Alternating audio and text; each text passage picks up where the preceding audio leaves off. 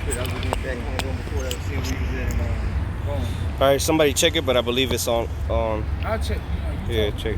Should be good. Yeah, it says it's on Wi-Fi.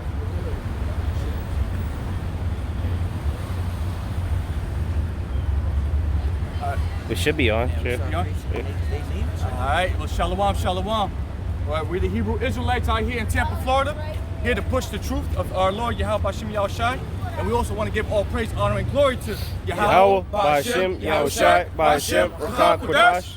Double honors to our elders and apostles at Great Millstone who rule and teach well. Citation to all you brothers out there called Akim on the four corners of the globe that push this word and truth and sincerity week in and week out, day in and day out without wavering and sound doctrine. And of course, shalom to any sisters that are listening in meekness, quietness, and humbleness. And again, we are the Hebrew Israelites. We are the true Hebrew Israelites out here. And if you go and if you're looking at what's going on in the news right now, man, brothers woke up this morning and saw some goddamn deception, man. You know, this elite, one of Esau's elite, all right, so-called put himself to death. But you know, we look at that as it's kind of fishy. You know, we don't believe anything that this man says. All right, talking about Jeffrey, what's his name, Epstein. Epstein. All right, yeah. Is that this man committed suicide in the cell? That's what the story said when brothers got the news on the phone. All right, through the notifications. It says Jeffrey Epstein, a man that's he's a billionaire. All right, that's been put in jail because of a human trafficking, underage girls, so to speak.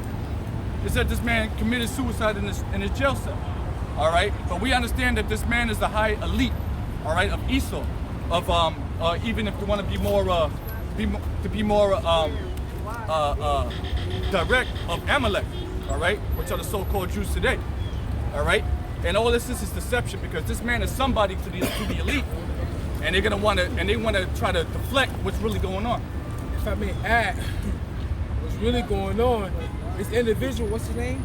Jeffrey Epstein. Yeah. Jeffrey Epstein. He pretty much has relations with certain individuals that go back to Bill Clinton, go back to the 90s. So he has connections with certain millionaires and billionaires.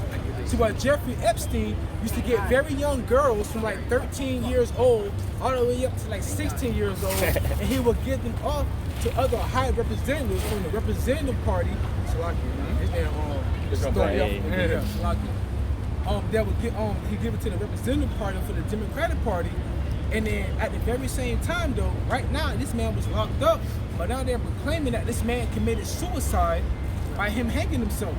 But matter of fact, a week ago, what they said that it's a possibility that he may try and take his own life because of the connection that he have to all of these politicians that are out here trying to run for office. And they had him on a suicide watch. Yeah. Exactly. All right. Now if he's on a suicide watch, what they do, take him off it? Because if you're on suicide watch, how is this even possible? It doesn't add up. So what we're gonna do, we're gonna go to the scripture real quick, and we're gonna expose this man real quick. We're gonna get that, and then we'll go through the spirit. This is the book of Jeremiah, chapter 49, verse 10. But I have made Esau bare. I have uncovered his secret places. Yeah. So at this point in the game, Esau, which we only have to proclaim who he is. Because you can go back to old videos and you know exactly who we talk about when we say Esau Edom, okay? Who he is on this earth, which is a race of people on this earth, known as the wicked in the Bible, who has control over everything of the earth. So he's been made bare, meaning he's been exposed, okay? We know his tricks, we know what he's doing, we know what he's up to, and it's not a secret anymore. Read that again and read on. This is Jeremiah chapter 49, verse 10. But I have made Esau bare. I have uncovered his secret places, and he shall not be able to hide himself.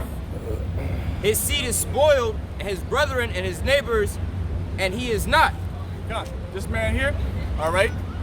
Esau, everybody on the earth is basically just, desolate, all screwed up. Most nations, okay? Because Esau is attacking all different nations, but he is not, all right? He's fine. He's still in charge of everything. But however, as the scripture has said, he's being made bare.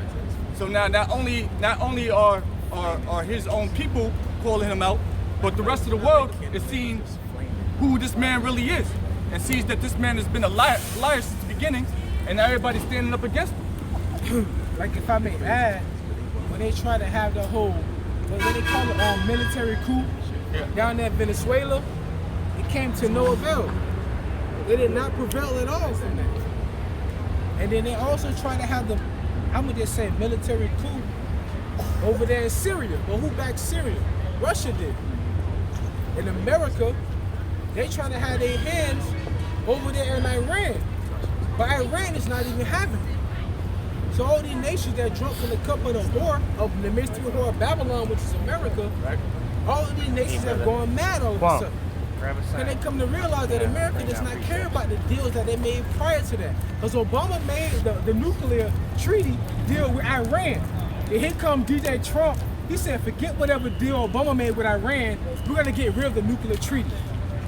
Meaning that, hey, all bets are off. Yeah, all bets are off at this point. And now that's a different nation you're dealing with. Okay? And so so a whole nother nation is now looking, and now Esau, so-called, is in office after Obama was. Now Esau's back in office, and he's trying to flip everything back, the other way around. All right, or that so-called WS, that supremacy. Okay, so get what you got? 2 Thessalonians chapter 2 and verse 8. Hold that and get the Obadiah, and then get that after that. This is Obadiah chapter 1 verse 6. How are the things of Esau searched out? How are his hidden things sought up? Yeah, man. Because look at it right now. Everything basically it's been put on the forefront for this man. Okay, he's been put on Front Street, on Main Street. His wickedness is on Main Street. All right, the whole internet is basically completely exposed this man. Ever since the inception of the internet, since the 90s, you see little things about what the truth is about this. After the so-called 9/11 thing, when that happened, you start seeing the truth about that all on the internet. Okay? Hey, real quick. Hey, I remember, because I remember the time before the damn internet was even around, like to the public, right? Right. So when we first started getting the internet, it was probably about like 5 websites that was out there in the very beginning. All right, your AOLs and Yahoo's, and that was pretty much it. But nevertheless, I remember like one of the first websites to come out to so-called expose some wickedness that was going on that the regular people didn't even really know about was like what, rotten.com, man. Yeah. Oh yeah, remember all right, that? and they were showing people actually getting put to death live on there. You could actually start to see some of the wickedness that was going on in the world, man. That was like one of the first big main situations that they had out there to start exposing truth. But nowadays, on something such as comment, because you had to know about that to even know about that. Like I said, wasn't even that many websites.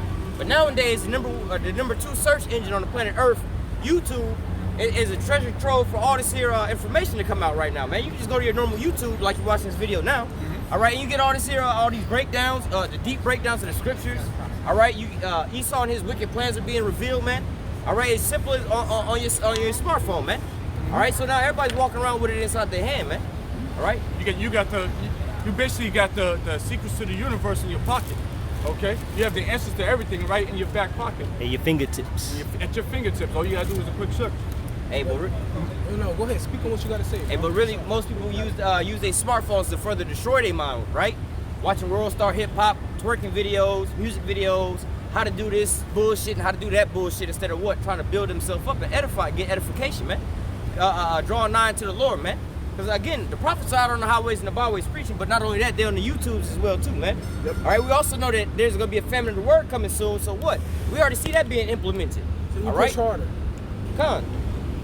When the famine of the word comes, which is all prophecy, when that happens, which we already been prophesying, ever since, brothers came out here on the highways, then we know that it's only the next step until the end of this kingdom.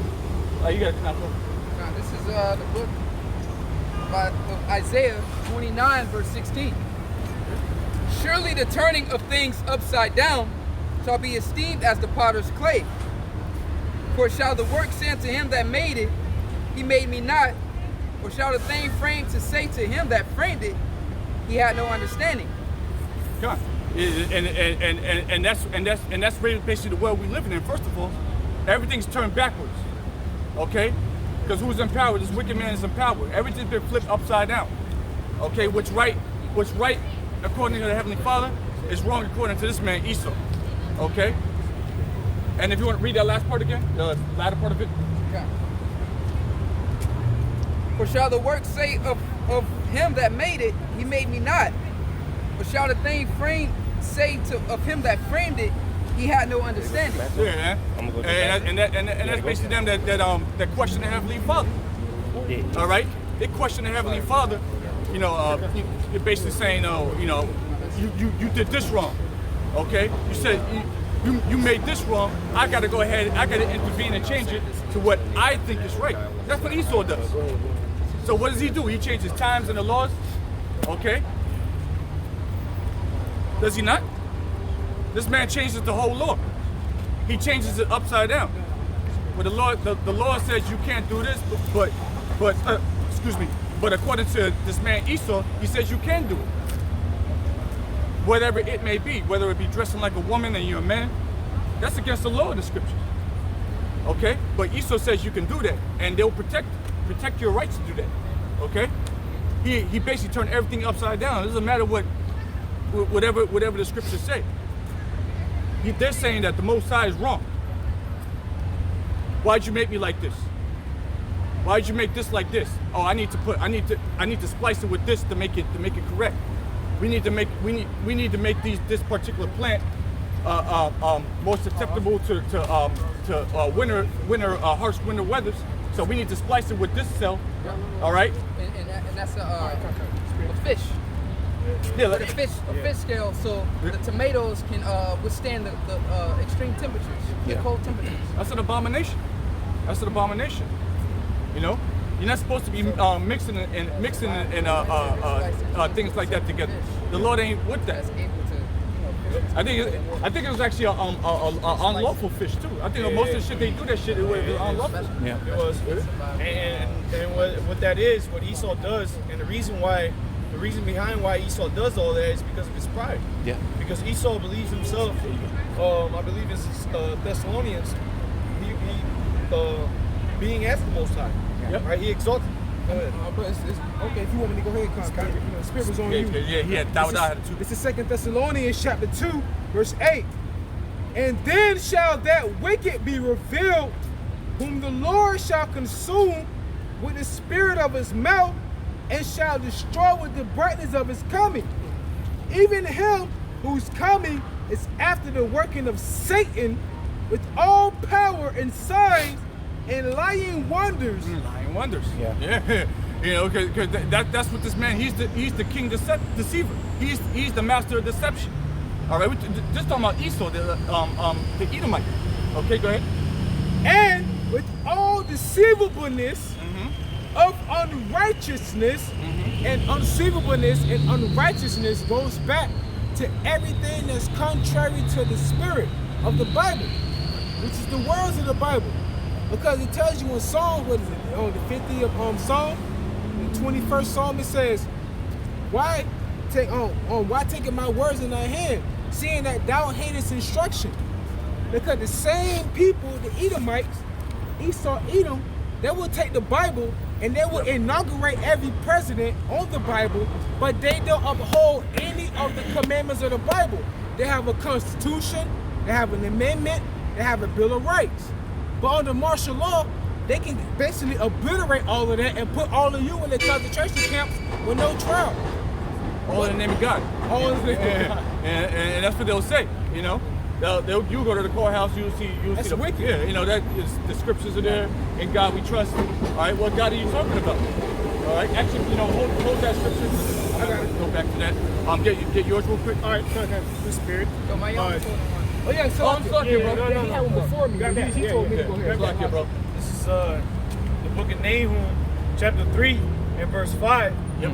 Behold, I am against thee, saith Yahweh Bashim Yahushai of hosts, and I will discover thy skirts upon thy face.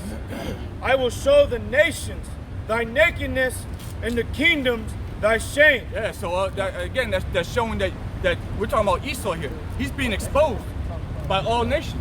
All right, to all nations rather. The Lord is exposing this man to all nations to show that this man has been the devil forever. Ever since you was a baby, man. Ever since you went through the whole grade school thing, you know, your teachers, all your friends you was growing up in school, these people are devils, man. They've been lying to you about everything. Everything you've ever believed in life, it's all been a lie because of this man living. You still got the Nahum? Read the next verse too. Talk about the witchcrafts. Kanye. Verse 6, and I will cast abominable filth upon thee, and make thee vile, and will set thee as a gazing stock. Yep, go ahead. And it shall come to pass that all they that look upon thee shall flee from thee, and say, Nineveh is laid waste. Who will bemoan her? That's right. You know, and you could liken this place to Nineveh. This place, America, you could liken that. You could liken that to Nineveh. You gonna say something? Pablo Kashas, Salaki. Can you do that one more time? Verse 7. Yeah. Everything you started from. Okay. Talk. Nahum chapter 3, verse 6. And I will cast abominable filth upon thee, and make thee vile, and will set thee as a gazing stock. Hey, the Lord did say, he said, I shall pollute my inheritance. My heritage. And then it tells you in Lamentation, they shall walk by and hiss at us. Mm-hmm. And right there, they're doing the same thing right there. Because the Lord made us. Here it is. We telling them that we are the people of the Bible. We are the descendants of Abraham, Isaac, and Jacob. But when you go on War Star, all you see is niggas, spicks, and wetbacks and coon. Yep. How could you possibly be the people of the Bible? The holy people of Israel. But the Lord said it right here, what his brother's reading out of. Go ahead, Brother Bishop. Verse 7. And it shall come to pass that all they that look upon thee shall flee from thee, and say, Nineveh is laid waste. Who will bemoan her? When shall I seek comforters for thee? It said Nineveh is in waste. Who shall bemoan her? Because we are made desolate. The scriptures tells you, Salaki, the scripture tells you that we are a people before a place. So when you hear Jezreel, Israel, Judah, Ephraim as a whole, it's talking about either the northern kingdom, the southern kingdom, or all of Israel. That's that deep, dark parable the Lord is talking about. He said, I was going to make you go before the heathens to where you will forget your heritage. Jeremiah the 17th chapter. Hell, we talking in English, right, Up? Mm-hmm. That's not our native tongue. Come on, man. Yep. You see that? Matter of fact, you want to get that Lamentations? Lamentations, I think it's like 2:16 or something like that. I'm with you. Go ahead and get yours. All right, Con. This is matter of fact, Revelations chapter 18, verse 9. It says, "And the kings of the earth who have committed fornication and live dead." Yeah. Make sure you brothers lift up your voice. We out here for the people, not just for the camera. This is Revelations chapter 18, verse 9. "And the kings of the earth who have committed fornication and live delicately with her shall bewail her and lament for her when they shall see the smoke of her burning." It was also saying that Can't zoom in. about Nineveh. Okay, they're gonna lament for this place because why? They used to deal business over here. This is a big deal. All right, when America, finally falls, this is not just gonna be the flavor of the week. This is gonna be a big deal for the history of the earth. Read on.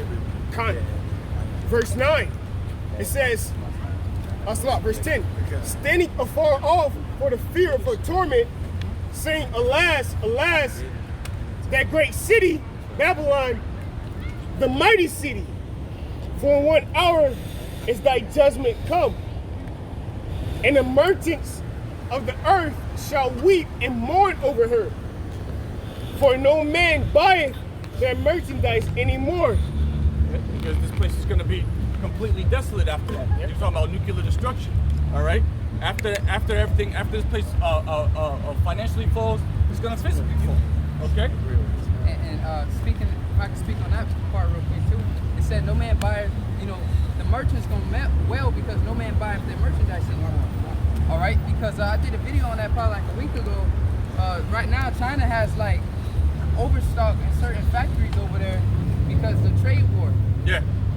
And what that is they got stock because why America isn't buying. And America's their biggest consumer. Yeah, their biggest consumer. I got a quick precept to go with that. This is Ezekiel chapter 12, Ezekiel chapter 7, verse 12. "The time is come, the day draweth near. Let not the buyer rejoice, nor the seller mourn, for wrath is upon all the multitude thereof. Verse 13, for the seller shall not return to that which is sold, although they were yet alive, for the vision is touching the whole multitude thereof, which shall not return, neither shall any strengthen himself in the iniquity of his life. You know, so going into what the brothers were saying, man. You know, let me read that again in 12. It says, the time is come, the day draweth near, let not the buyer rejoice, nor the seller mourn.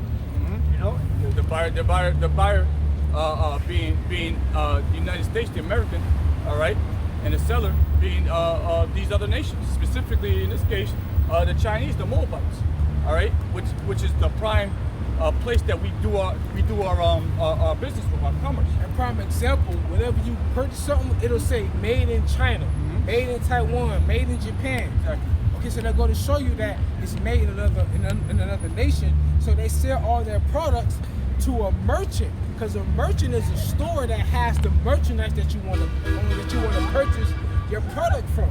America is that merchant city, the mystery of Babylon. And you can go into Walmart and you can find almost every product in there comes from an outside source or international country. America rarely produces any product that's made here. It's always imported. That's why America is a country that's dependent on the products of the foreign nation. It has to be that way. This is not well, I'd rather should say this is a consumer nation. This is consumer, you know, this is what we do. The only thing we export really is entertainment. Guns. And Guns. Now with that being said, who's the biggest consumers? And don't Salakia, let that without speak about the shop. Who's the biggest consumers? Who's the biggest consumers? Oh, here in America, We are. Jake. Exactly. Now go ahead, without Salakia. Hey, I was gonna say, hey, America's like top 3 exports is basically like entertainment, military weapons, and pornographic material, man. Which is philosophy. Yeah, the wine. Entertainment, that's philosophy, man.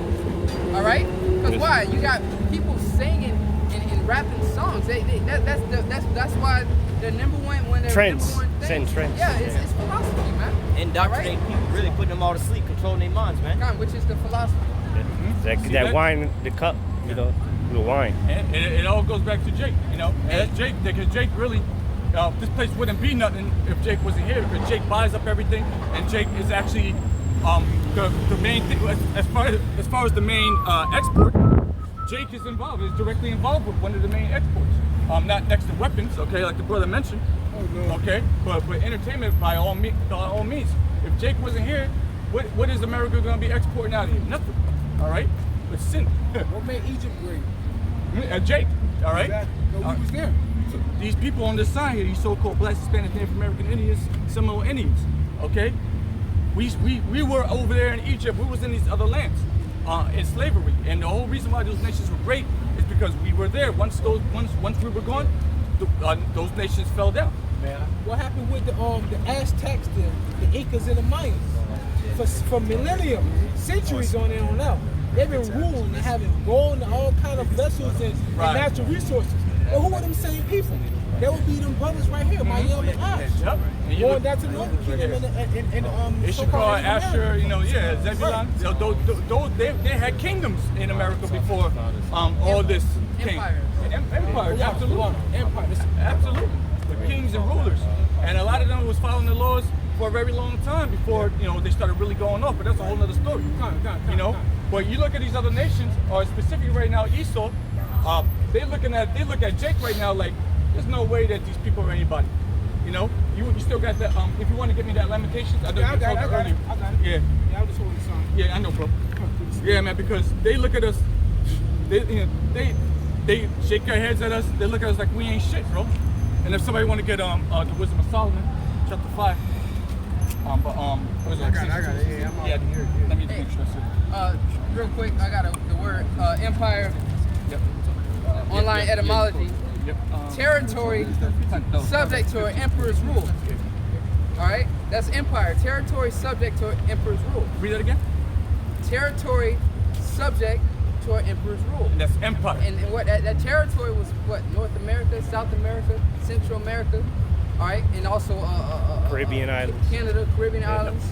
Okay, you know, so that's the empire. So Jake already had empires here. Esau come here and like Jake was just uncivilized. And he did it through deception. and You know, animals, it wasn't man. like he just came and he waged war right away. No, he did it all through deception.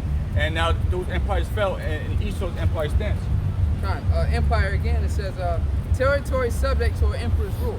Territory subject to an emperor's rule. Another word for emperor will be a king, a dictator, a tyrant, or a president. So here in America, this place that you're walking on, this land, was inhabited by what you call Native Americans, who would be the indigenous people of this land, or Taino or Arawak Indians. But here right now, what you do, you say that New York, which is the empire state of the empire that you built, is basically what runs the whole world. So where's the NYSC? It's in New York. What's the stock? Now the stock is bonds, but the first stock in bonds was us. But they changed it to something that's known as money, legal tender. The word stocks and bonds go back to bondage. You know, stocks. You put stocks on your ankles. You call them stocks. Like bird traps, you know, long stocks. Yeah, what you call it, and of course bonds. You know, that's what the brother was just saying. That's Jake. Jake was the first stocks on the damn exchange, man. You know, and it starts in the Empire State. That's where the shit started. Okay. Black Wall Street. Street. Yeah. All of this is the whole world is Esau's empire. That's really the beast, but you have to break it down like to NATO and the EU. But it goes back to these guys, because these guys they don't mean shit in the eyes of these emperors. But we keep the empires running, because without whatever Israel is, you gonna know that empire is gonna prosper over all empires. All empires. Yeah, that's why I mentioned Egypt. Go ahead. It's like a real quick. It's like a car. Yeah, it's dies, but look, the dies ain't making the car run. It's the motor. We the motor that keep the car running. You know. And that's why it's a love. It's a hate love, relationship. It's a love-hate relationship, man. Esau Edom, he hate us. He hate us because he can't beat us, but he love us. All right, because he needs us, man. He needs us when it comes down to the fruition of his empire. You wanna know why he needs us? Because we have the blessing that he was supposed to receive. Exactly. So he envied us. And that's why the scriptures say the Lord hate him. Because this man, he has a perpetual hatred for you so-called Negroes, Latinos, and Native American Indians. He hates you. He hates He's you. always hated you. He is. You got the script? Yeah, I got it. You said you want the Limitations 2? Yeah, 16? 15. Yeah. 15? Yeah, man. Oh, yeah, my shot. With 2 swipes. Limitations 2 and 15. All that passed by clap their hands at thee. And that's really talking about these other nations looking onto Israel. Okay? They see Israel, like right now, you know. They walk by, they clap, you know, and they don't let us clap their hands like applauding us, but read on, it's gonna explain. Hey, get back this brother up. It's something that I do at my job, you know, in the comical matter. I may see somebody that may trip a little bit, but they're still walking. I give them a clap. Yeah, God. It's mocking you. Yeah, It's mocking you. Exactly, you're right. Limitation is the spirit. It's in Lamentations chapter 2, verse 15. All that passed by clapped their hands at thee. They hissed and wagged their head at the daughter of Jerusalem, saying, is this the city that men call the perfection of beauty, the joy of the whole earth? Because what we would say is that we are the people of the Bible. We are the descendants of Abraham, Isaac, and Jacob. We know that the lost 10 tribes are the so-called Spanish-speaking tribes in Native America. But when you see us, all you can recollect and try and correlate us with is BET, Vibe Magazine, twerking videos, the NFL, reggae, being the strongest, being the most prettiest, being the biggest. But you won't tell us who we are according to the Bible. Because we fit all of the curses, because we really have the blessings, because we are the gods on earth, but they won't bestow that upon us. That's why when you see brothers out here doing this, you know, you see, or they, woo, or they, you know, shake their head. They'll look at the sign, they're gonna shake their head in disapproval, because, you know, we're really supposed to be just their entertainment. We're supposed to be their grunts, their workers. We're not supposed to do standing up for themselves. All right. So they look at us like, what the fuck these niggers doing? You know? Yeah, I know. They look like, look at what these dudes doing. These Negroes, these tontos. What are they doing out there? You know, they're shaking their head at us. All right, because we're not supposed to mount to anything except for being a good slave, a good boy, and an entertainer. That's really about it. You gonna say something real quick? Yeah, real quick through the spirit. That's why Elder Yeshua was saying, if we was niggas that had tattoos on our face, all right, it wouldn't be nothing to be said. But now that you see men out here standing up on the four corners of the earth, teaching this truth, all right, and standing up for righteousness, you have a problem. It's an issue now, you know. It's an issue. Yeah. But so what do? They mock us. They shake their head at us, and they have some. They always have something negative to say. All right. But what is you have really negative to say? You have to really reflect that on yourself, because your people, you Edomites, you made this all possible by your wickedness. Read on. Limitations 2:16. All thy enemies have opened their. Actually, hold on, Slakia. Go back to the where it says the joy of the earth and everything. I didn't read it. Right back in 15, I think it's last. Okay, I'm gonna read it. Yes. Salaki. Limitations 2:15. All that pass by clap their hands at thee. They hiss and wag their head at the daughter of Jerusalem, saying, is this the city that man called the perfection of beauty, the joy of the whole earth? Yeah, looking at Jerusalem, who are what? You so-called Negroes, so-called Hispanics, Latinos, you so-called Native American Indians, you Seminole Indians. You really aren't shit to them in their eyes. So they look at us like, really? You're supposed to be you're the ones, you're saying that you're the children of God? Like, get the fuck out of here, dog. You're supposed to be the perfection of the whole earth? You're the joy of the earth? Perfection of beauty, you said? I don't believe it. Go fuck out of here. Read on. Verse 17. Yahweh have done that which he have divined. He have fulfilled his word that he had commanded in the days of old. He have thrown down and have not pity. And he have caused thine enemy to rejoice over thee. He has set up the horn of thine adversaries. That's a heavy verse, man. Heavy verse. That is a heavy verse. They go with Job 9:24. The Lord said, I've set up the horn of thine adversaries. What is another word for adversary? That's enemy. What's another word for enemy? For horn? Strength. I set up the strength of thy adversaries, man. Job 9:24. The earth given to the hands of the wicked. They covered the faces of the judges thereof. If not, where and who is he, man? That's heavy. You see that? That's an extremely important verse right there. You want to read it one more time? Good. Lamentations. What are Yahweh Shimi Awashai? Lamentations, chapter 2, verse 16. Yeah. All thy enemies have opened their mouth against thee. They hiss and gnash the teeth. They say, we have swallowed her up. Certainly, this is the day that we looked for. We have found. We have seen it. Yeah, man. When they see Jake falling, this is the day that they look for, man. Right. They saw Jake falling apart. They saw a moment to come in there and cash in. Boom. This is what they was waiting for. Now they have control over everything, control over the whole planet Earth, the stinking Earth, because Jake fell.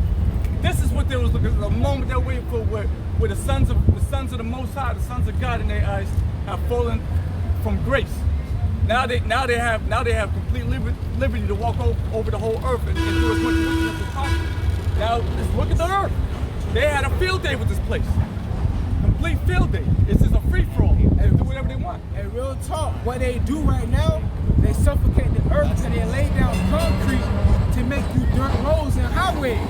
Now you can see a $100,000, $500,000, $1 million car like a Bugatti, Maserati, or a Bentley. But that same car is doing gas emissions that's polluting the very air that you breathe. But you will have tons of people crowding around a luxury car taking pictures and then actually taking pictures and taking seconds off of their life. Mm-hmm. All these things that man has created is wicked. Ecclesiastes 7, the last verse, have created man upright, but they've sought up many inventions. That's why the earth has been defiled by the inhabitants thereof, because Job 9:24 go back to Esau. That's beautiful. That's beautiful. You see that? And the brother just basically just broke it down for you. All right? It all stems back to this man, the Edomites, Esau Edom. Okay? The worst of the worst. Who will, as soon as he sees an opening to do wickedness, he's gonna do it. So when the sons of the Most High, they fell, who was there to swipe in and take over the earth? Esau Edom. And now look what he's done with the earth. He's covered, like the brother said, covered it in concrete to make it more comfortable for him, more like home for him. Make it like the caves. Yeah, I was just gonna say, you want to get that into Obadiah real quick, just real quick, because yeah, he needs to make this place more like home. Is get rid of all this scenery, this greenery. Yeah, all this life. Yeah, get rid of all this life. We need some more depth in here. You know, we need some more. We need some more gray. The cliff. Pretty much every building that he had. This is Obadiah. It's only one chapter. Verse. We start at 10. We start at 10. Yeah, 10. For thy violence against thy brother Jacob, he was hoping for one of us. shame shall cover thee, and thou shalt be cut off forever. Can you hand me that? Yeah. No, slave. For thy violence against thy brother Jacob, shame shall cover him. All right, shame shall cover him. Because why? Look at this picture right here. Look at this sign. For thy violence against thy brother. All right, and if you know anything about the history of Jacob and Esau, they're twin brothers. All right, so for thy violence against your brother Jacob, Esau, shame's gonna eventually cover you. Go ahead. Hey, you got something on the phone? Oh yeah, that's going on. That's something he got something. Okay, come on. Yeah. You good. Back to the Hey, Yeah, this is why I make a point about what we're saying about the. I'm just looking. It is. It's in the beginning. Look, all you want. It's free. Obadiah 1, I'm starting at 3. The pride of thine heart hath deceived thee. Thou that dwellest, You're right. Thou that dwellest in the clefts of the rock. I'm reading again. Salakia. Obadiah 1 and 3. Because we talking about, man, when we say he took over, as soon as this man had liberty to take over the earth, what did he do? He completely took care of all the green life on this earth. He got rid of it. Anything that was holy unto the Lord, he got rid of it. Okay? Anything that promotes life, he got rid of it. Go ahead. Verse 3. The pride of thine heart have deceived thee. Thou that dwelleth in the clefts of the rock. The one that dwelleth in the clefts of the rock. Yeah. Right? Which what that means is, boom. Yeah, because it's kind of small. It's kind of small, but get it on the camera. The Mount Petra, is it on there? Right here. Okay. Yep. It's real small. Yeah, so that's Mount Petra, which is, if you look, carefully, you can see that it's the same architecture as what's going on in Rome, Greece, in America. Which one is specifically DC, but basically any downtown. Yeah. Where Abraham Lincoln sitting in the throne with his hand. Every town center. He's under the same structure, just like that. But he's sitting in the throne, which goes back to the ancient pharaohs. There was the ancient pharaoh that sat in the same type of throne, but they basically imitated it through Abraham Lincoln over there in DC, which is why they say that we were spiritually in Egypt and Sodom, because America took on a lot of practices of Egypt. But when they bury you, they embalm you, and they'll put certain artifacts inside of your coffin, thinking that you'll live on forever after death. Okay? That's an old ancient custom that Esau, which I'll say it, is what would be considered the so-called white man today. All right. Go ahead and read just to make the point. Okay, got you. Obadiah chapter 1. Continue on from 3. Whoso habitation is high, that saith in his heart, who shall bring me down to the ground? Whose habitation is high, the one that dwells in the clefts of the rock, whose habitation is high. All right, and if you look around, you can put the camera on any of these buildings here. That habitation is definitely high, and I wonder who's living up on top of those things, and who designed it, who's the architecture of those things. All right, ones that stained, ones that placed this concrete on the ground. All right, this is an ancient custom of the nation of Israel. All right. This is something, the one that dwell up in the clefts of the rock, which you don't got to get the sign again, but on that sign again, they'll show you Mount Petra. It's Esau Edom. He used to live in those. He designed those. That's his heritage. He dwelled in the clefts of the rock. Go ahead, bro. Because if you go into the Native Americans, And like the Incas and the Mayans and the Aztecs, the people that's been living here on this land, they've been living here since 722 BC. Okay? Because the brothers right here that you see, we've been preaching this word, going to the elders, apostles, of Great Millstone. Okay? Because the men you see preaching this word, they are the ones that know the true parables of the Bible. But if you're not out here preaching this, if you're telling somebody else about it, the Most High not dealing with you. Because when you saw Paul and the disciples and the apostles, you saw them out preaching the word. See, everybody not willing to make themselves a living sacrifice. Yeah. They want to use your platform to be wise. They want to use your platform to try and preach the word to somebody else. Yeah. But do you see them out doing the word? No. It's for the moment. Yep. Go ahead, up. God. You see, that's beautiful. The water for that. God. You know? And you look at and matter of fact, Hey, I mean, at the end of the day, if this was for everybody, you would see the whole block lined up with people teaching. But at the end of the day, everybody ain't out here teaching because they ain't got the answers. They don't know what's going on. And to back you up, if he really believed in this word, he'd be out here on the corner preaching it every week. But this is for the moment because he with his people, so he want to let them know what he may know, but he's not making himself a living sacrifice. Because the people in the Bible that he's speaking about, they died for speaking this truth. Yeah. We putting our lives on the line to preach this to people who don't know. Yeah, we're not out here for the concert or the drinks. We're out here for the Lord. Oh, you know something. the Jonas The Brothers. Lord gave you the knowledge Jonas, to know this. the What you Mahonis. gonna do with it? Because knowledge is the precursor to wisdom. Wisdom is when you apply it. If you're not applying it, don't speak it. Then you're wasting your time. Go ahead. You know, and again, you was talking about preaching. You know, go ahead and bring that out. Apply it. Don't just speak it. Hey, James 1, chapter 1, be not hearers of the word only, but doers of the word, Exactly. deceiving your own selves. Yeah. Yeah. Okay, I got you. Yeah, I peeped it. Yeah, Jake wanna confess himself to be wise, man. Yeah. But but nothing, man. You ain't got nothing to say. Go ahead, get back to it. Because you full of bullshit. Go ahead, Khan, this is Wisdom of Solomon, chapter 5, verse 1.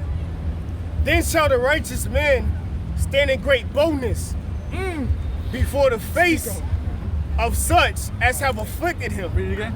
Khan, this is Wisdom of Solomon, chapter 5, verse 1. Go ahead.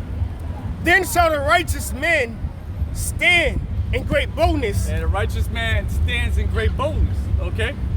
Who are the righteous ones? The ones that truly, honestly believe in Yahweh B'Shem Yahushua with no buts.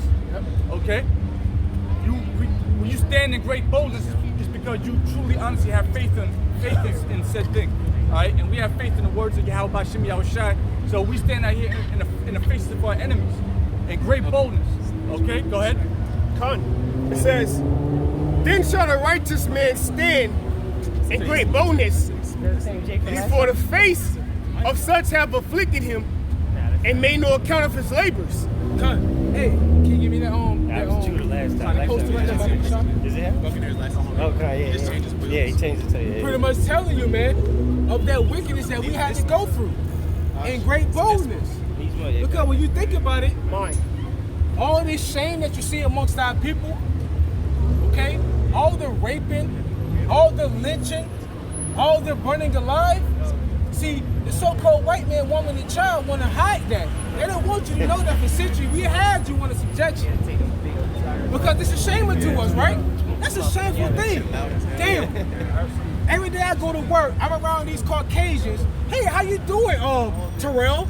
Hey, how you doing, Tyrone? Don't bring Terrell into this. But deep down inside, you know, their ancestors has you in chains and shackles in the board. Right. That's a shame unto us. Right. But when you go into the Bible, the Lord said you went through that because you didn't keep my laws, statutes, and commandments. So now you be like, hold on, wait a minute. I'm a descendant from Abraham, Isaac, and Jacob. I'm an Israelite. That's what you're saying, right? But see, our people don't want to hear that. Neither do Esau either. And the Lord said, pray not for these people. Because these are the, even though we was there with them, these are the same people through the spirit that wanted Yahushua dead. Why you think all these atrocities happening to them? If we wasn't up, we in the world, we're not of the world. All right? So, you know, the Lord pulled us out of that shit, man. The Lord pulled us out of that shit. You know, we had to go through this. All right, now is the point, it's the time to come back, all right? It's a waking up, a coming back. All right, because it fell away, now it's time to come back. All right, this is the last hurrah. So this is the time to what? Stand in great boldness for the truth. Well, nobody else is doing it. You and choice other men are the only ones standing up. Standing up for what you know is true and righteous. That's a big lot to fill. Man. I'm gonna back this brother up, and I'm gonna let this brother call me Sha'Allah bring out this precept. Our prime example is Daniel. When Daniel found out who was the King Nebuchadnezzar that made an edict that everybody had to give a sacrifice or worship a certain idol, what Daniel did, Daniel went to water. Daniel went to his window and he faced towards the east, got on his knees and prayed. I think that was Belshazzar.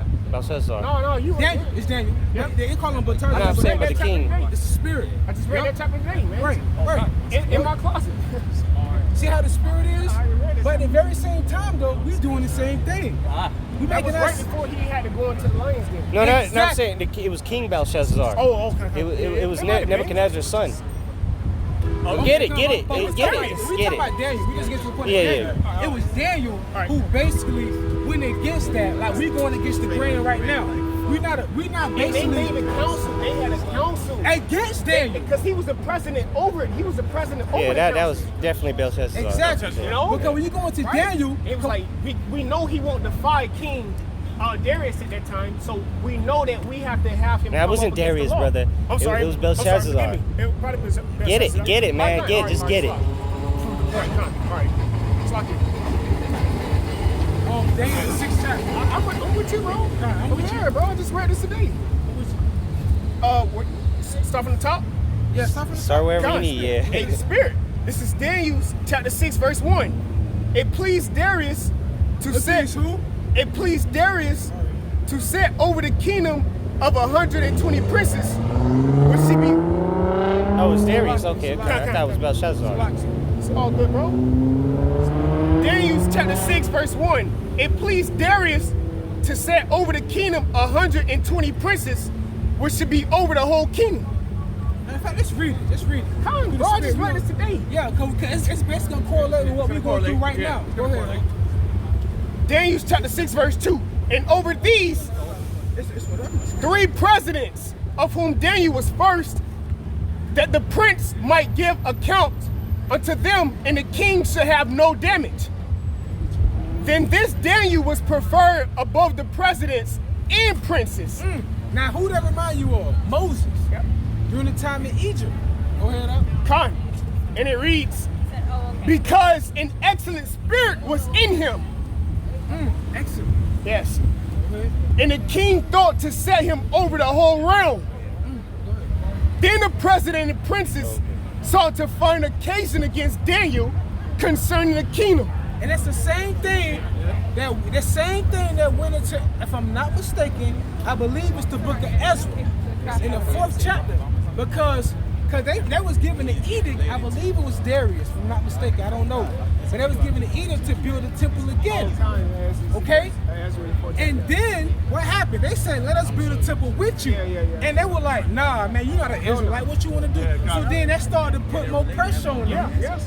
Same thing as, you see, I'm following you. Go ahead. Con. Verse 4, it says, then the president and princes sought to find occasion, because they was jealous, find occasion against Daniel concerning the kingdom, but they could find no occasion, nor fault. For as much as he was faithful, neither was there any error or fault found in him. So hold on. Let's just stop right. That's why I said stop. Find the next precept where it says that he faced towards the east. It said he found no fault in him. No. The next precept is in that same verse. Okay, con. The point of the matter is that it said he found no fault in him. Because he went against the edict of the prince of the power. Or should I say of the prince of that time, the king, Right, so yeah. to say. I'm sorry. That's what he Let me said. take it away. Yeah. The king of that time. Pray to this God. Just like right now, it's gonna be a time they gonna make you, not make you, they gonna put it before you the hour of temptation to take that chip. Which is the same thing. Which is the same thing. The God, what you Put a decree out, yeah. Exactly. You can call Satan. Exactly, because they know. Because during this time, you had to eat it, or should I say, an executive order that bypassed all constitution, that bypassed everything else. You get what I'm saying? Yes, that's what you're talking about. That's what happened. And prophetically, what's going to end up happening is that this whole constitution thing you see in the United States, that's going to be done away with. Because of what? Maybe a war, or maybe some sort of a national crisis. Or Yahweh's will. Because when you go into the history, when you go into Epiphanes the Great, the third, he basically said we can keep our laws. When you go into First Maccabees, the first chapter, it said that his son, Epiphanes, the fourth who came after him, said, forget everything my father said. I'm going to put pressure on you. Yeah, we ain't doing that. We ain't doing that. So whenever it's the Most High's will, it goes back to the prophecy. Remember the Lord told you in Jeremiah the 17th chapter, the 4th verse, he told Jeremiah, even you shall forget your inheritance. So we all had to forget it at some point. You know? He told Daniel he got to stand in his own life. He told Daniel he got to stand in his life. He told John the Revelator, he don't have to prophesy again. We all here. Yeah, we all here again, man. And I proceed through the Spirit. All brothers out here with me, man. I feel in their life. Hell yeah. Faithful and loyal. And loyal. That's right. I'm sorry. Daniel chapter 6, verse 4. Then the president and princes sought to find occasion against Daniel concerning the kingdom. But they could not find none occasion. Just like us, okay? Nor fault.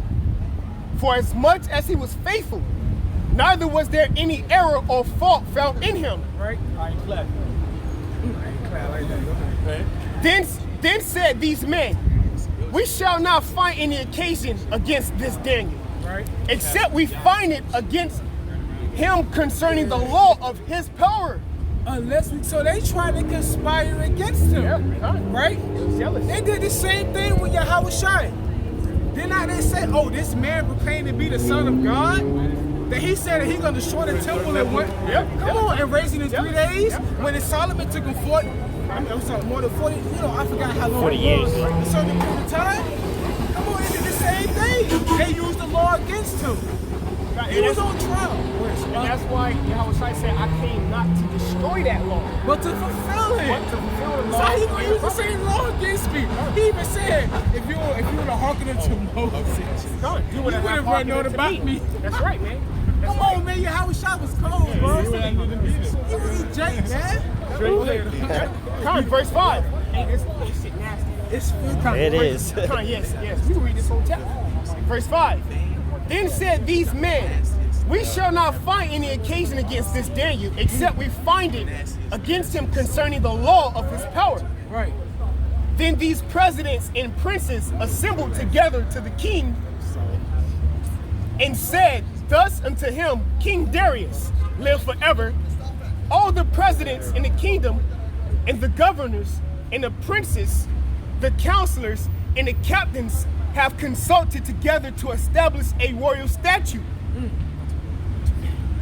and to make a firm decree that whosoever shall ask a petition of any power of men for 30 days, save of thee, O king, he shall be cast into the den of lions. So in other words, within these 30 days, if you giving tribute to another deity or idol, okay, pertaining to whoever Darius may possess or whoever he may worship, within that 30-day period, if you don't give any petition, any offering to that deity or idol, you're going to be cast into the lion's den. It said lion's den or fire.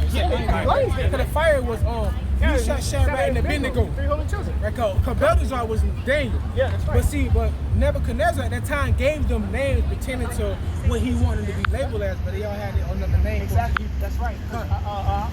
Daniel had another name. I think it was It was Belteshazzar, but he was Belteshazzar with Ashur, but it was another name. That's what I'm saying. That's why I said Meshach, Shadrach, and Abednego. It's not Daniel, but Daniel was known as Belteshazzar. Right. So it's right. It's different. It's right. Hey, Come. It's a spirit. Daniel. And the brother wasn't wrong, but we're just different types. Daniel chapter 6 verse 9.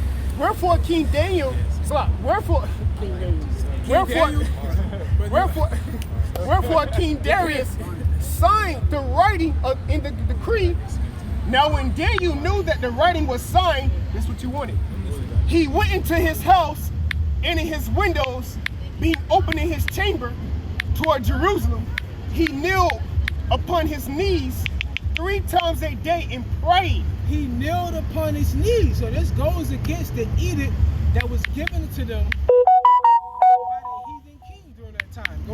God, and prayed and gave thanks before his power, as he did aforetime.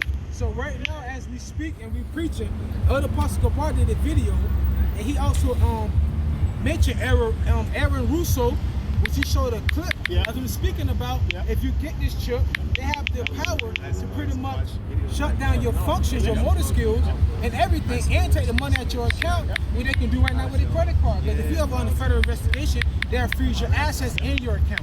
That's no different than you having a chip in your body, just you have it on the card. So they spoke about that. So in other words, if you don't sacrifice to this God, if you don't accept his edict, you're going to be put to death. If you don't take this RFID chip, this mark of the beast, Chief Ephraim, you're going to be put to death. Point blank, period. This is the time we're living in. That's the time we're living in, right? This is going to be the last go around. And we're going to be tried just like that. And the so-called alliance is going to be the guillotine. The water, the water. Go ahead, bro. Hey, Scripture in James, blessed is the man that endures temptation. So when he is tried, he shall receive the crown of life. The elect, when it comes on that time of being tried, that's guess in what? James, right? Yeah, that's right. When it comes on that time of being tried, guess what? They're going to be granted salvation, man. Because into the end, they hope unto the name of the Yahweh. They put that name as a strong tower into themselves, and they ran into it. And they were safe in that time. It ain't matter what they had to go through, guess what?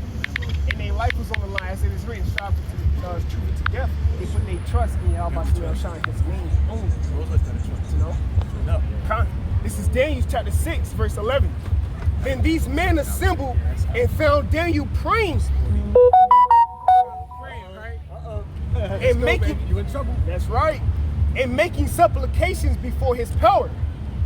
Before his power. That's right. So not their power, his Right, power. His power. That's right. That's right. That's what they sure. That's right. They That's sure right. they heard that. Yeah, Go ahead, that's Al. right. Verse 12.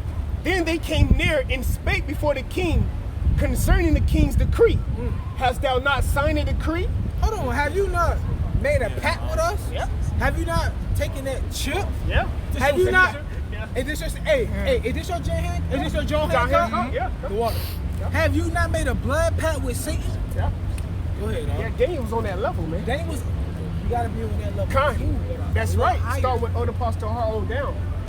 That's why they was humble. watching. That's why they watching. That was They know. humble. They know. Hey, when the elders start getting strikes, bro, you know we at the end. That's right. It's clear. Yeah. That's right. And they're the better example of what we supposed to be. Their channels haven't really been touched like that in a long time. Now all of a sudden, Now we all still of a got a sudden, problem. we there. Yeah, bro. we there. Let's We at go. the- Right. doorstep. I want to go home, man. I'm tired of this shit. You got Elder Apostle Gabar making channels like, look, prepare for GMS to walk and talk. 8 being shut down. One more All right. second is No, he said goodbye. GMS Goodbye. walking talk. Goodbye. Yep. And it's 8 for a reason. It's 8 for a reason And that's because glory. he actually had 1, 2, 3, 4, 5, 6, 7. But think of that. 8 is a continuous circle. Yep. Yeah, It's an 8. infinity sign. So Esau is like, you gonna put a strike on it. Wait a minute, you trying to shut this continuous cycle of me edifying the sheep to rest? They're gonna show you that family of the word is coming pretty soon. Almost 8, man. It's close. That's right. 8. And what's going to back that up? Ezekiel 33 and 33. That's why we facing all this hell we going through. Whether it's at your job, whether it's you around delivering, they gonna know. Yeah, they gonna know. Like, God damn, this whole time, this was a prophet amongst me. This whole time I birthed a prophet. This whole time my co-worker was a prophet. Yeah, this whole time he actually was telling me of the things that was going to come to pass, and they coming. Let me tell you something so beautiful. This brother just was saying that, right? We just saw 8, 9 women walk by us. Right? No man. And that day, who would have pity upon us? That's right. This is Daniel chapter 6. I'm starting from verse 12 again. It says, then they came near and spake before the king concerning the king's decree. Hast thou not signed a decree? Is your signature here? Yep. This shit? That's right. Go ahead. That every man that shall ask a petition of any power or man within 30 days, save of thee, O king, shall be cast into the dens of lions. The king answered and said, the thing is true, according to the law of the Medes and the Persians, which altereth not. Then answered they and said before the king, that Daniel, which is the captivity of the children of Judah, regardeth not thee, O king. Hold on. So hold on. Daniel said, I don't regard your edict. whatever executive order that you put out, I disregard that. Why? Because I'm gonna keep my integrity. That's right, I have to. That's right. What happened with Job in the 2nd chapter? His wife told him, curse the Most High and die. What he did? He said, I'm gonna keep my integrity. He's like, what? I'm a man. You a woman. You don't have any. But when I had all these substances, you was with me. And once it was gone, what you did? You had something to say. It says, but maketh his petition 3 times a day. Hey, hold on, Salaki. Where do you think the Muslims get that from? Because Muhammad used to follow around the Jews, which was the southern kingdom, and he got that practice from us. Because it tells you that in Babylon the Timbuktu. Everybody Outdo it, it's not even your custom, but they know that Ishmael, their forefather, was the firstborn of Abraham. That's why they say that. That's why they say Allah. Yeah, that's why they say Allah. Daniel 6:14. Then the king, when he heard these words, was sore displeased with himself, and set his heart on Daniel to deliver him. And he labored till the going down of the sun to deliver him. Then these men assembled unto the king and said unto the king, Know, O king, that the law of the Medes and the Persians is that no decree nor statute which the king established may be changed. So hold on. That's no different than us being at the guillotine or us being in the concentration camp. Like being faced between life and death. This is easy, man. Esau allowed us to come out here because of Romans 13:1. Right. To speak this word. We have the liberty to put these videos up, man. But when they cut all that off, bro, everything you have with a brother, man, that's all you will have in your memory. Because after that, you only thinking about survival in the spirit. That goes back to the Isaiah 33. So, you know. Ours it was having this ability all our time. Goes back to that because And the fear of the Lord is a struggle. because all this, again, going back to the preaching being done away with, you know, because when this happens again, what the brother's reading, when that happens again, and modern times, so to speak, all right, the internet's going to be long gone. All right, when you in a concentration camp or whatever the case is, you fought, or like you said, you're given an ultimatum or whatever to take your ship. All right, there ain't gonna be no more preaching and none of that going on. All right, whatever you got is what you obtained while you had liberty. All right, so if you was out here getting this word while you had the liberty, then you gonna know what to do. But if you don't build your faith up on any of that, then when this is brought to our forefront, to our table, to our faces, you're gonna fold under pressure, and you're gonna take that chip and you're gonna bow down to them as the new God, because it ain't gonna be no Yahweh Shimi Al Shai if you went ahead and you got that thing in your forehead. And that's why Yahweh said, hold that fast which thou hast, and let no man take thy crown. Because it's going to be certain men out here on the planet Earth that was going to actually hold fast to what they have learned. Hold fast. A small percentage of people. Right. It's not a lot of them. No. Hold fast to what they learn, man. Hold fast to the doctrine. And I hold fast means hold tight. That's right, man. Yeah, like you fasten a seatbelt, you know, it's the same thing. It's tight on you. That's right. You hold fast to what you got. All right, which is this truth. If you want to let go, but you want to loosen up the grip, then it's gonna flip out, bro. You didn't have faith from the beginning. So when you presented with the lines, then you know you're gonna fold under pressure like a pump. You're gonna do whatever Esau tells you to do. Faith. You just was out there. You just thought it was something to do. Brothers ain't gonna hesitate to say whatever off my fucking head. You know, any brother out here that's really true in this thing, when they presented with that ultimatum, they're gonna say off my fucking head, take my fucking head, man. That's right. Just fucking do it. The hell with you and your goddamn system. Death to you and yours. Because they understand death. They understand sleep. It's they not death. Rest. There's no death. Not, man. There's no death. That, you know, we understand what comes after this. So if that's what the judgment is, then so be it. You know, we take it like men. You know, any man that really truly believes in Yahweh Shimi Al Shai, when you're gonna be presented with that lines, then which many of us may be, brothers are gonna have the wherewithal to do the right thing. All right, which is to follow Yahweh Shimi Al Shai no matter what it takes, even if it means your life. Strive to the truth unto death. This is Daniel chapter 6, verse 16. And it says, Then the king commanded, and they brought Daniel and cast him into the den of lions. Now the king spake and said unto Daniel, Thy power, whom thou servest continually, he will deliver thee. And a stone was brought and laid upon the mouth of the den, and the king. Want to read that again? Go back. This is Daniel chapter 6, verse 16. Then the king commanded, and they brought Daniel and cast him into the den of lions. Right. Now the king spake and said unto Daniel, thy power, whom thou servest continually, he will deliver thee. Yeah, that power that you serve continue. He believed. Yeah, man. that thing He you knew. that you keep getting on the floor and He praying knew. to. He knew. Let that deliver you. He knew. Okay, go ahead. He knew. Verse 17, and a stone was brought and laid upon the mouth of the den, and the king sealed it with his own signet. Yeah, a big ass stone. Yep. You know, you ain't getting out of there, bro. Yep. You stuck. Right? And it says, and with the signet of his lords, that the purpose might not be changed concerning Daniel. Then the king went to his palace and passed the night fasting. He went fast. Yeah, the king He fasted. was hurt. He Yeah. was hurt. He knew. But he couldn't go. He couldn't go against that edict. couldn't, man. And they go back That's to it. John the Baptist with Herod. Cause he said, "Listen, I'll give you anything." Yep. Her mother said, "Give me John the Baptist's head on the had to, platter." man. He had to. So he believed. He knew that John the Baptist. All He the knew. people would have been against Yes, him, man. just like God damn it, what's his name? Who you Pontius Pilate. the water? Pontius Pilate. Oh, I wash my hands. I wash my hands. I innocent. believe. Yeah, I Same believe. situation. He even went to his wife and had a vision. He ain't done nothing wrong. He didn't do nothing wrong. Nah, that's the man. Y'all tripping. That's the man right there. Y'all tripping. Yeah. Damn, he's He was an Edomite. Jake hated Yahweh Shabbat. Yeah, Yeah, that was Edomite, man. Damn, boy. Go ahead. Go ahead, dog. Can you? That has Oh, some. it's a lot. Yeah, yeah. Hey, matter of fact, read the last verse. All right, come. Daniel chapter 6, verse 18.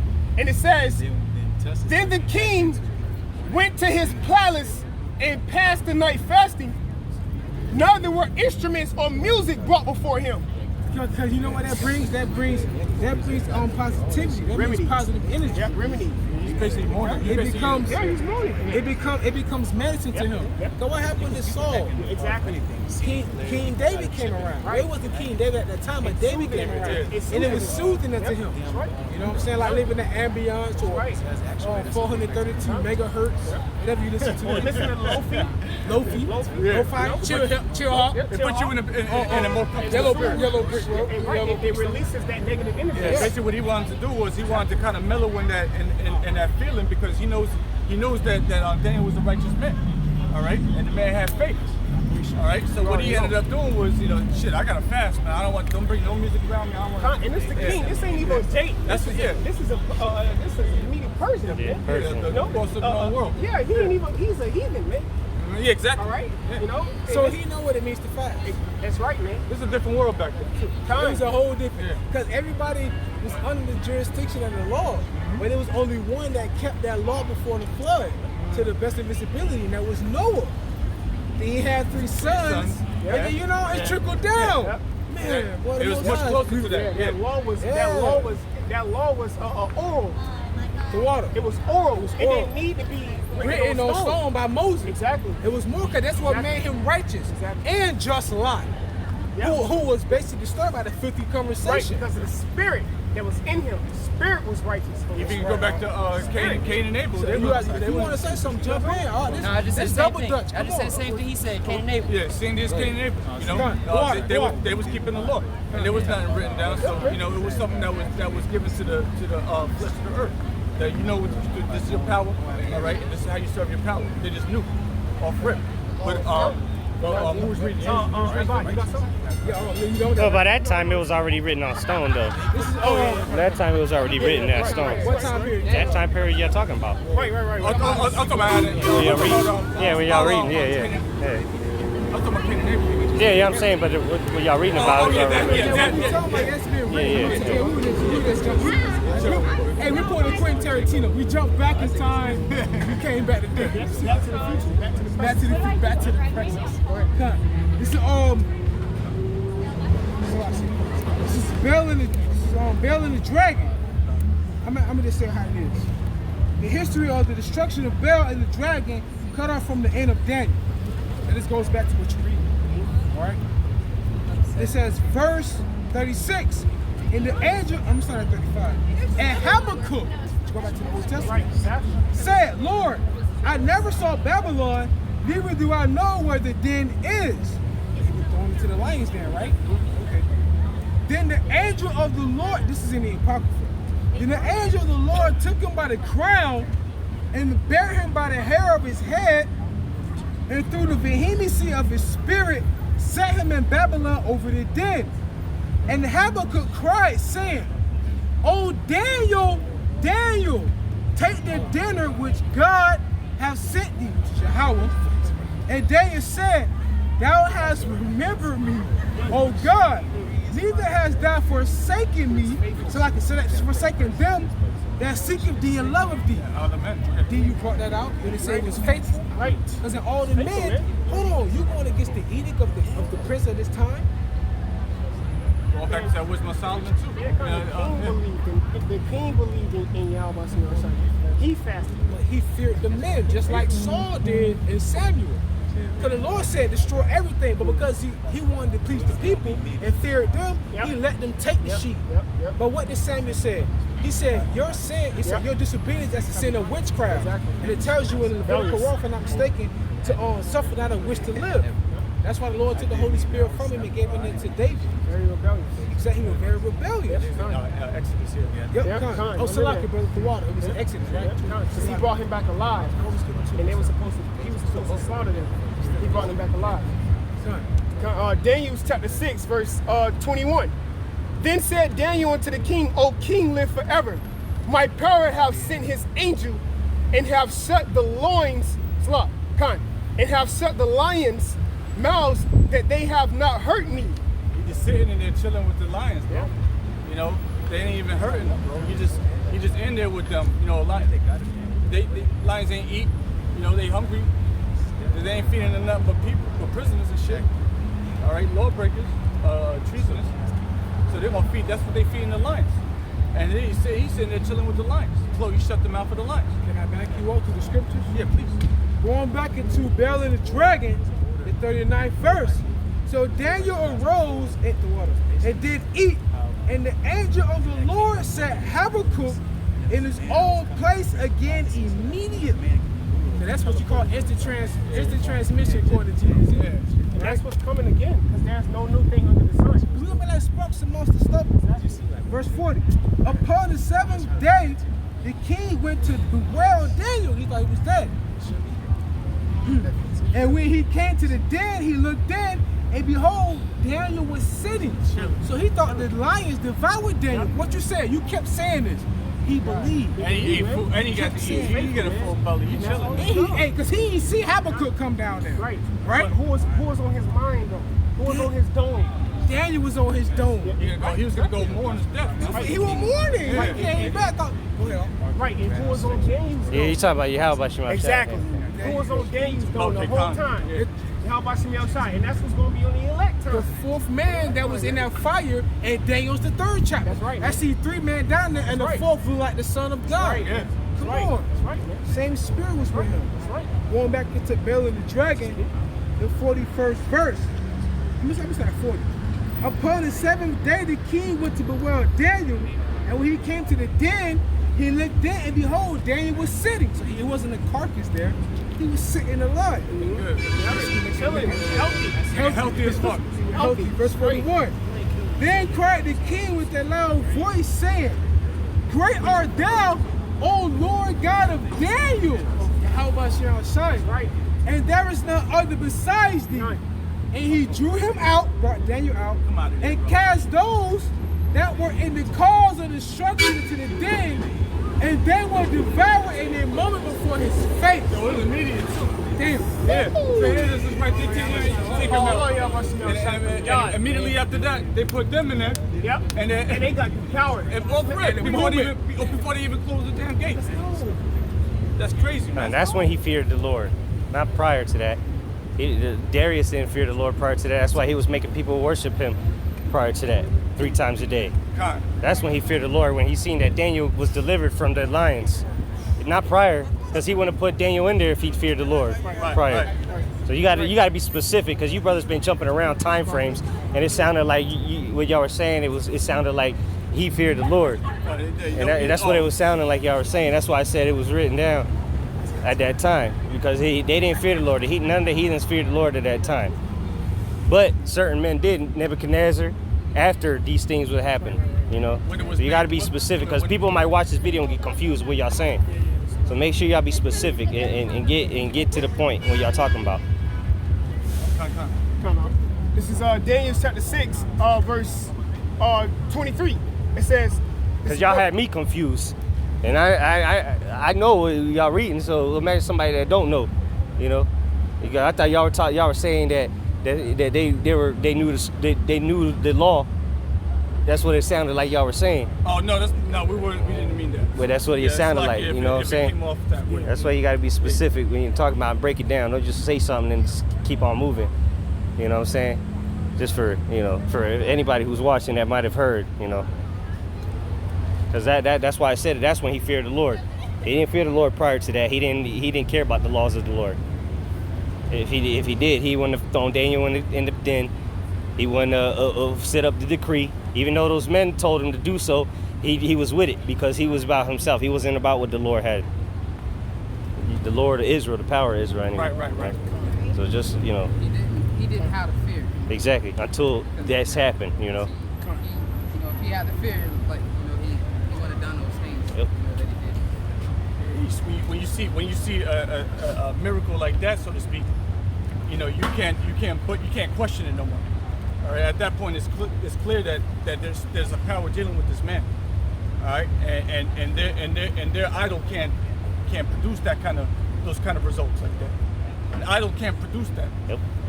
So there's something deeper, something much more spiritual dealing with this man. Daniel.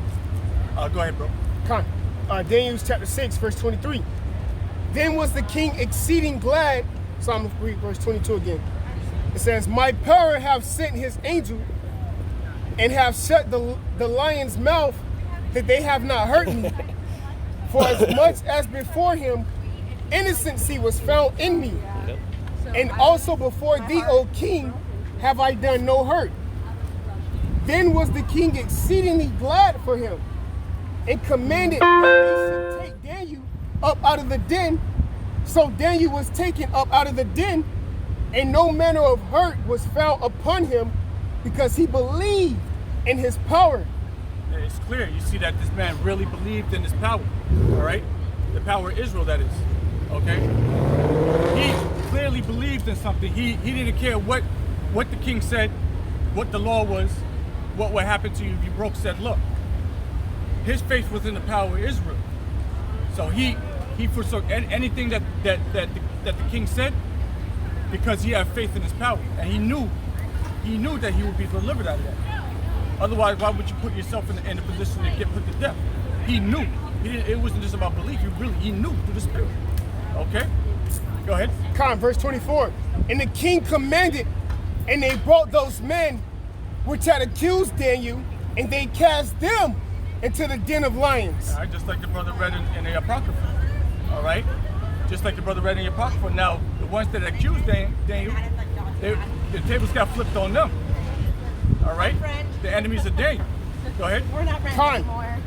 And they cast them into the dens of lions, them, their children, and their wives. The whole shebang. Whole family got killed. The whole feed line. Everybody getting in. For bearing false witness against the men of the Lord. And the Lord took care of that. It was all through the Spirit and power of Yahweh Shem Yahushai. Not only was he delivered, but all his enemies were devoured. Okay? Literally. Go ahead. And it reads, and the lions had the mastery of them, and break all their bones in pieces, or ever they came at the bottom of the den. Then King Darius wrote unto all the people, nations, and languages that dwell in all the earth, peace be multiplied unto you. I make a decree that in every dominion of my kingdom, men tremble and fear before the power of Daniel. That's right, which is the power of Israel. So like the brother clarified, that's when the king truly honestly feared Yahweh. Right. Made reverence. Yeah, made reverence. He changed the whole decree. He flipped the script. All right, so the people were probably kind of perplexed because they didn't know what really happened. The people of the nation, that is. But that was the new decree. Now you have to fear the power of Daniel. He said the power of Daniel, you know, which is the power of Israel, really. No? And if I can say this too, remember the worshippers of Baal? Forget the exact brother's name, but when he called fire down from Elijah, called fire down from heaven, all right, and to consume, right, on the altar right there, right? As we know, every time, like the Heavenly Father, He says, "I'm the living power, I'm the living God."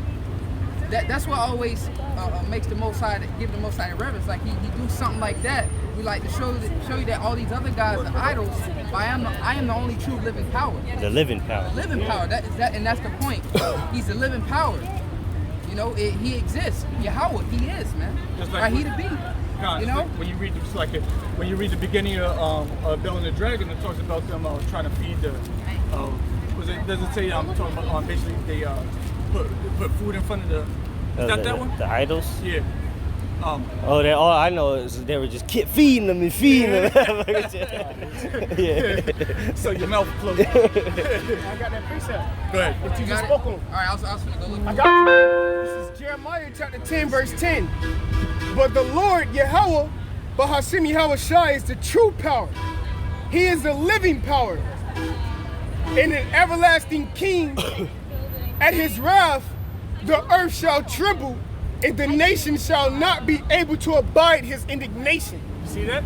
So all nations are to fear Yahweh Ba'Hashem Yahweh Shai. Okay? And if you go into what I think Isaiah 60:12, pursuant to the kingdom of heaven, if any nation don't want to bow down, shall be utterly wasted. Utterly wasted, yeah. You see that? So we understand that the end game of it all is that the whole world is going to recognize Yahweh Ba'Hashem Yahweh Shai as the true power of the world. No, and there's going to be no other name called on this earth but the name of the only power. If I may add, it's not going to come by Him getting off His holy throne. That's going to happen through His man getting that recognition. I got the actual account that I was looking for. No, I just wanted to bring this up. It's 1 Kings 18, and I'm gonna start at 20. So Ahab sent. Man, somebody's shit's burning. Somebody's car.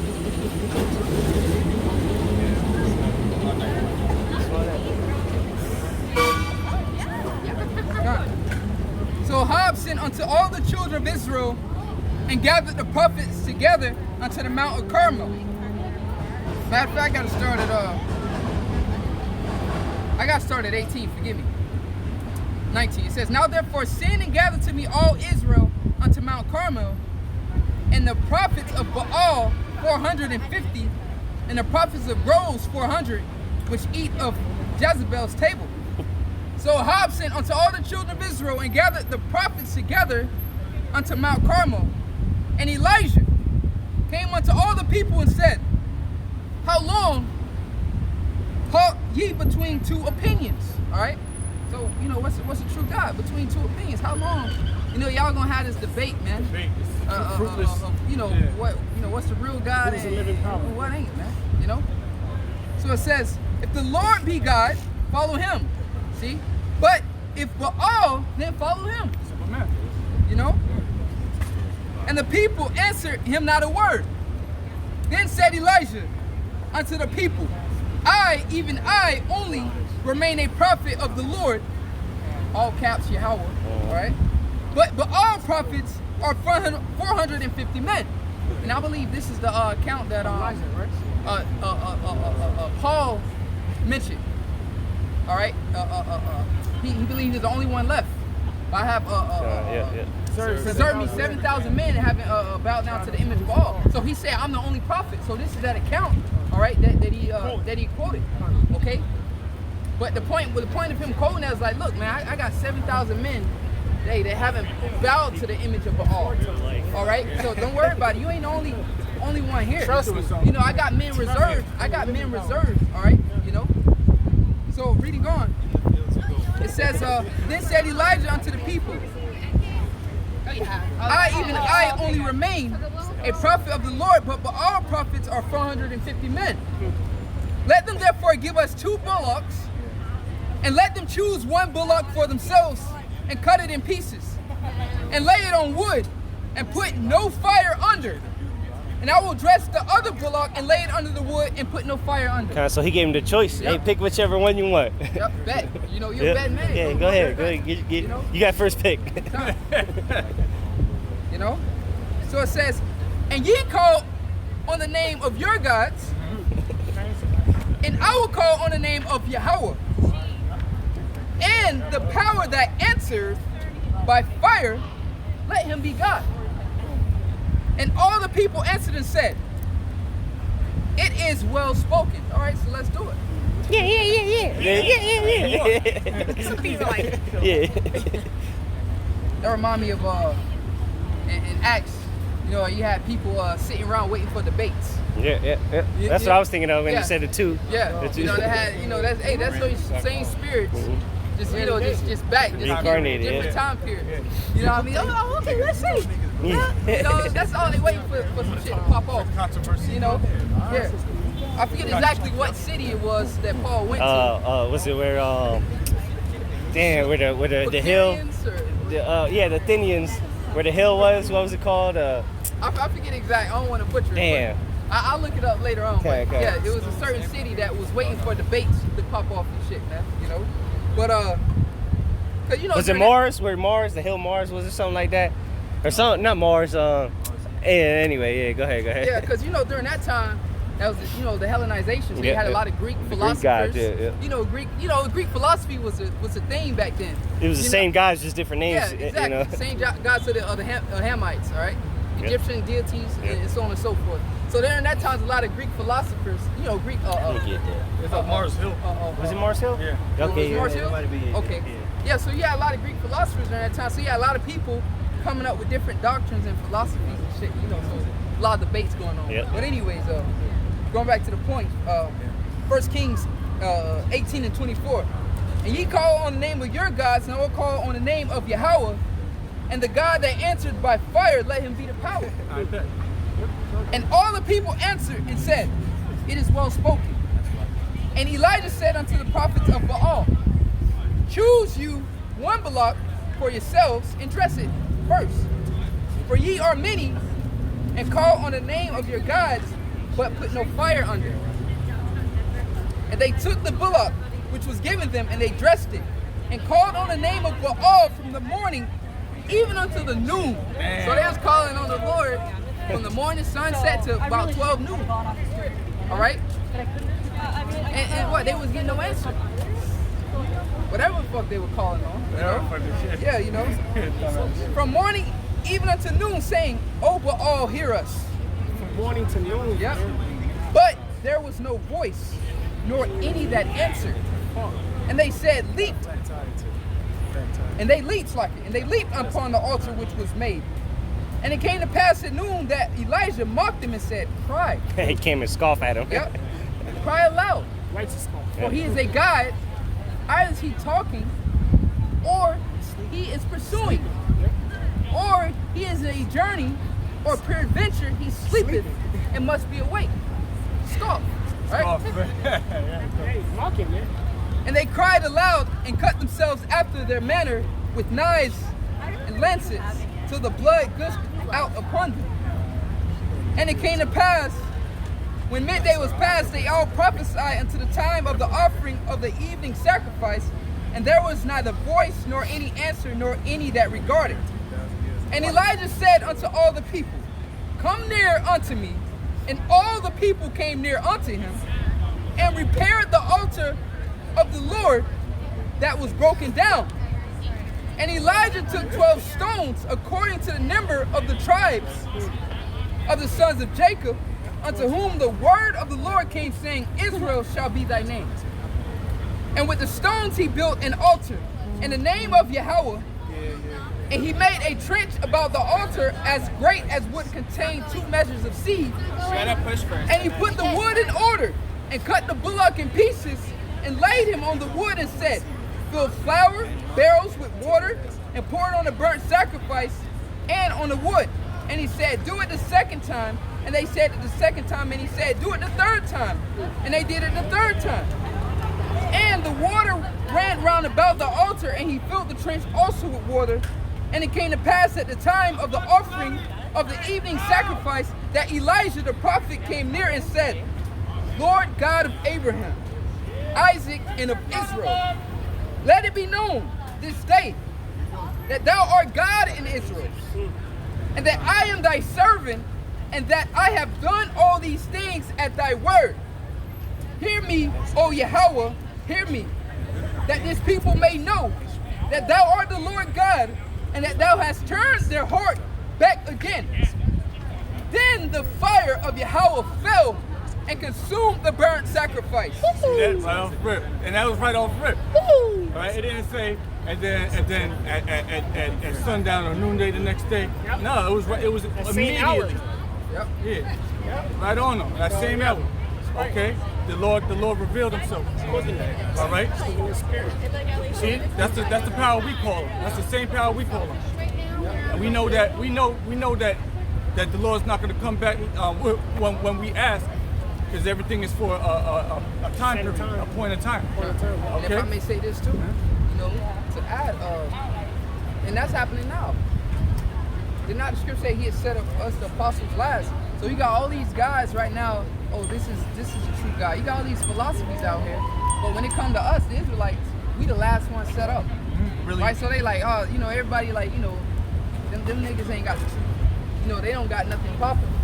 But hey, it's gonna come that time where the Lord gonna bestow that spirit upon his men, and then that's when you're gonna see this great power and these great miracles being performed. Right. And that's what I quoted earlier, the Ezekiel 33:33. Now they're gonna know when it's really too late that the truth was right here in front of their face the whole time. By just putting hands up. And consumed the burnt sacrifice, and the wood and the stones, and the dust. And listen, and licked up the water that was in the trench. So it even dried up the water. Right? Consuming power of the head. And when all the people saw it, they fell on their faces, and they said, the Lord, He, Yahweh, He is the God. See that? The Lord, Yahweh, He is the God. He's the power. Power, man. That's the power. Go ahead. Verse 40. And Elijah said unto them, take the prophets of Baal, let not one of them escape. And they took them. And Elijah brought them down into the brook Kishon and slew them there. You see that? Put the depth. Okay? Take the prophets of Baal, take them down over there, and it's been one. Take him out back and shoot him, like a rabid dog. Hey, and that's a prophet of the Lord. So all you people out here thinking that the man of the Lord is just peaceful people, all right? This man of the Lord, Elijah, actually took all those prophets and put them in the Yeah. And Nehemiah was over there beating people up, pulling niggas' hair, got him in the pop. Hitting them up, man. You see that? That's the prophet of the Lord. You man took him down there and he said slew him. You slew him. Okay? That's the kind of man that we was dealing with back in those days. Go ahead, bro. And if I may add, that's that same power. Yeah, that's the same power that's coming back to those men of the elect that's reserved. Because a lot of people, they watch Marvel, they watch DC, they watch these comic movies, they spend all their money on these movies. But little do they know, when they watch these movies and they spending money on these movies, they're watching us. But that power is actually reserved for elect members, man. For elect men, all right, there's going to actually be a standard, all right, that's going to be lifted. Because the Lord, Yahweh Shemi Al-Shai, not going to get off his throne to do nothing. He's actually going to put the spirit, that Russian spirit, that mightily spirit that he put on Samson and King David and the mighty man, he's going to put that spirit, all right, on a certain man of the house of David. Yeah, you go into Ezekiel 25. It talks about that. It talks about the fury of the Lord being put on his children, his men, something like that. All right, and it's talking about Esau Edom, specifically going in on Esau Edom.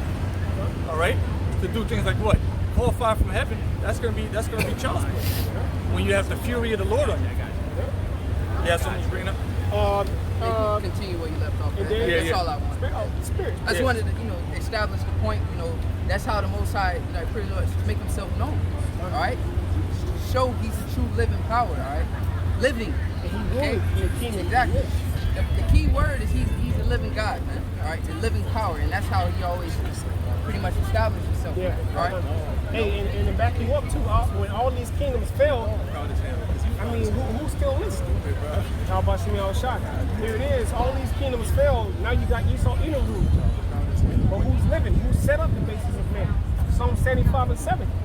Promotion come not from the east nor to the north or the west, but from Yahweh Shimei Shai. So this man is actually being set up to be the last wicked rulership, man. They're actually going to play level. Who's living? Who's actually living? Who's actually setting up rulers and kingdoms, man? Going to Psalms 10. Get that All right? Ecclesiasticus. Ecclesiasticus. Chapter 10. Yeah, go. Hold on, let me get this first.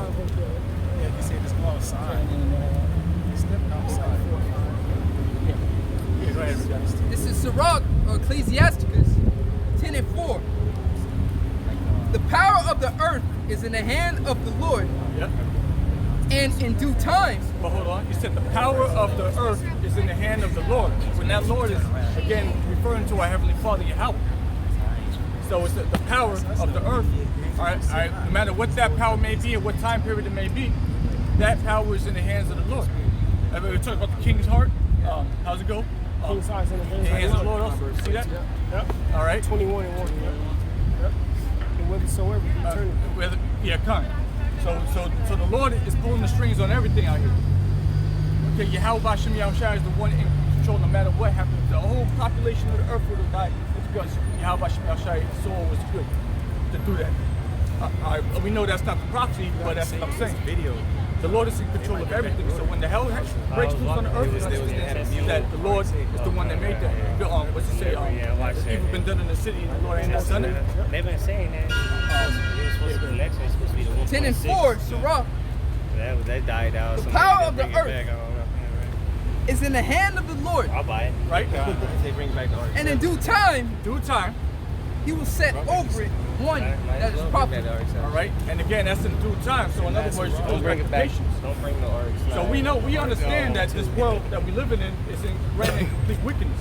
But the Lord has promised it. He says in due time, he's going to set over the earth one that is profitable. Profitable for life in itself. Okay? Because Esau is not, he does not promote life. Okay? So that's why you see the earth in the predicament that it's in. The Lord puts somebody in power that is completely contrary to everything, anything that is righteous. All right. So now look at that. When the Lord puts over a heathen, the worst of the heathen, power, you gotta understand how the Lord was feeling at the time.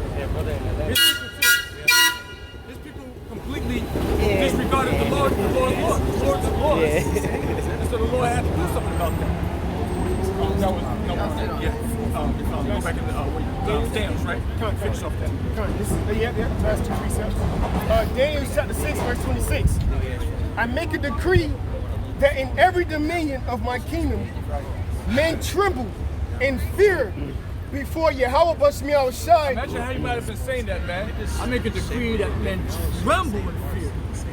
You understand how this man must have felt when he saw that? It's like Donald Trump saying, hey, everybody need to fear Yahweh Shimei Shai. Yeah, exactly.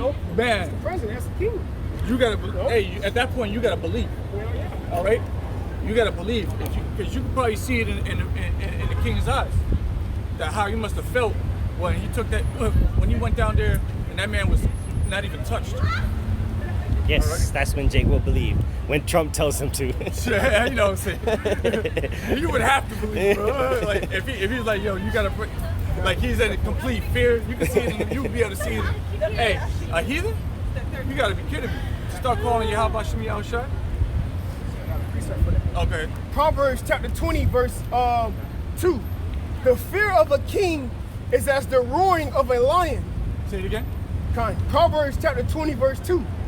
The fear of a king is as the roaring of a lion. At the fear of a king. So that's perfect, bro. Yeah, man. If their king is telling you, is making it a decree that you fear this unseen power, then something serious. Okay? That's the roar of a lion. Because the people, you know, they don't really know what's going on. The king is making a decree over something that he just seen. He just witnessed something that was unbelievable, and it made him shook. Talking about a king. Okay? Go ahead. Con. Proverbs 20:2. The fear of a king is as the roaring of a lion. Whoso provoke him to anger sinneth against his own soul. See that? Who focused the anger sinneth against his own soul. It's a bad move. You see that? When someone's really swayed to the spirit and believes something, and you coming up on a contrary level, you asking for some kind of judgment. This thing here is dead serious. When we talk about the God of Israel, when we talk about Yahweh Ba'Shem Yahushua, it's not like some kind of catchphrase. This isn't like anything that we're playing with up here. Brother could be doing anything right now. But brothers are up here doing this. Out of what? Fear. We're talking about a terrible power. We're not talking about no fairy king. This is a terrible power to be feared. If you're not in that vibration, something's gonna happen to you through the spirit. All right. This is the time the Lord has given us to get right, and you're playing with it. Yeah, kidding me. Daniel chapter 6 verse 26. I make a decree that in every dominion of my kingdom, men tremble and fear before the God of Daniel, for he is the living God, and steadfast forever. In his kingdom, that which shall not be destroyed, and his dominion shall be even unto the end. He delivereth and rescueth, and he worketh signs and wonders in heavens and in earth. Who have delivered Daniel from the power of the lions? So this Daniel prospered in the reign of Darius and in the reign of Cyrus the Persian. Can he close the book on him? That's the decree. And if anybody has a problem with the decree, to the lion's den. He just put some people in the lion's den, and the lions immediately devoured them. He saw that with his own eyes. Yeah, I was gonna say the lions was hungry from the night before when Daniel got up in there. Yeah, I was saying, because they didn't eat. They skipped a meal. Yeah. What you said? They skipped a meal. Yeah, exactly. It was fasting that night. And they didn't touch this man. The man was right there, easy pickings. And they didn't touch the man. And then as soon as they opened the door and put some other cats in there, it was a wrap. Pounced on them instantly. I go to show you the spirit has to be with you in this. And that's why you have the man of the Lord out here somewhere. We believe, that's why we do the works. Right, and we are a part of that. No, but it's actually going to be the spirit of Yahweh Shemi Shai, according to Isaiah the 65th chapter, 13th verse, that's going to make those men sustain in the time to come into it. Whether they're eating, right? Whether whether they're getting something to drink, right? Wherever they at, those men are going to be stable, man. That's prophecy. It's like whatchamacallit, I had a thought. Damn, give me a second. I just had a thought. Damn it! I just lost the slot here. Yeah, it was it on that. Yeah, that was it on that, right? Yeah, man. You know, you see that? That's our power. That's a power that cannot be. You can't question it. You can't question it when it actually works. When you call on it, all right, and it gives you and it gives you your praise. You pray. And you expect a response or some sort of results. Yep. All right. That's how we're able to be persuaded through the Spirit, brothers up here. Because what? There's things that my brothers pray for constantly, and the Lord is bringing them to pass. I'm talking about big things. I'm talking about the fall of a kingdom. Brothers are praying for the fall of a kingdom, and it's actually happening. All right. We see it. The world doesn't understand that it's actually a power of the Most High that's doing that. They say God bless America, do they? Okay. So when they see that their American dream is starting to function, God bless America it turns out to be a joke. Okay? It turns out to be a joke. And now the populace of America is completely afraid. Yeah, I was gonna say, you got something. This is Jeremiah chapter 51, verse 7. I'm gonna start verse 6. It says, "Flee out of the midst of Babylon, and deliver every man his soul." And that's not talking to when we bring that out, we're not saying that you need to go and leave Babylon. All right? Really, Babylon is the whole world drinking that cup. Yeah. Babylon the Great, however, is that's, America. That's right here where we stand here in the great U.S. of A. That's known as Babylon the Great, the mystery hall. Okay? So if you try to escape it, really you're not escaping that because everybody's done drinking in the philosophies of this place. Okay? You're not going to find another place that's righteous on the earth. Okay? But go ahead. It says, "Be not cut off in her iniquity, for this is the time of Yahweh Shai's vengeance. He will render unto her a recompense." Yeah, judgment is coming. Okay? Because of what they did to the nation of Israel. All right? A massive judgment is coming to Babylon. Okay? Go ahead. Verse 7. "Babylon have been a golden cup in the Lord's hand that made all the earth drunken. Yeah, there it goes. The nations have drunken of her wine, therefore the nations are mad." See that now you see? Now they're mad because they understand that this place was bullshit from the beginning. You drinking the wine, and here it is, you drinking the wine, now everybody is done, gave up their customs, their, to follow the ways of Babylon, which is proven to not be fruitful, but to be actually detrimental to the ways of life. All right? They drinking this cup and it's failing them now. All right? They're drunk off it. Go ahead. Verse 8. "Babylon is suddenly fallen and destroyed. How for her take balm for her pain, and so be she may be healed. We would have healed Babylon, but she is not healed." And bomb ain't gonna do it, bro. What's gonna happen to this place? You ain't gonna be able to put no dang target bomb on a nation, on America. Right? It's over for this place. It ain't gonna be, once it's down, it's done, it's dead. All right, go ahead. "For her judgment reacheth unto heaven, and is lifted up even unto the skies. Oh, right. Yahweh Shai brought forth our righteousness. Come and let us declare the Zion. Come and let us declare in Zion the work of Yahweh Shai, our power." Right, and that's what we're doing right now, and it's gonna happen after this. You can actually go to Jeremiah 50, verse 23. Yeah, man. Oh, you got it? Yeah.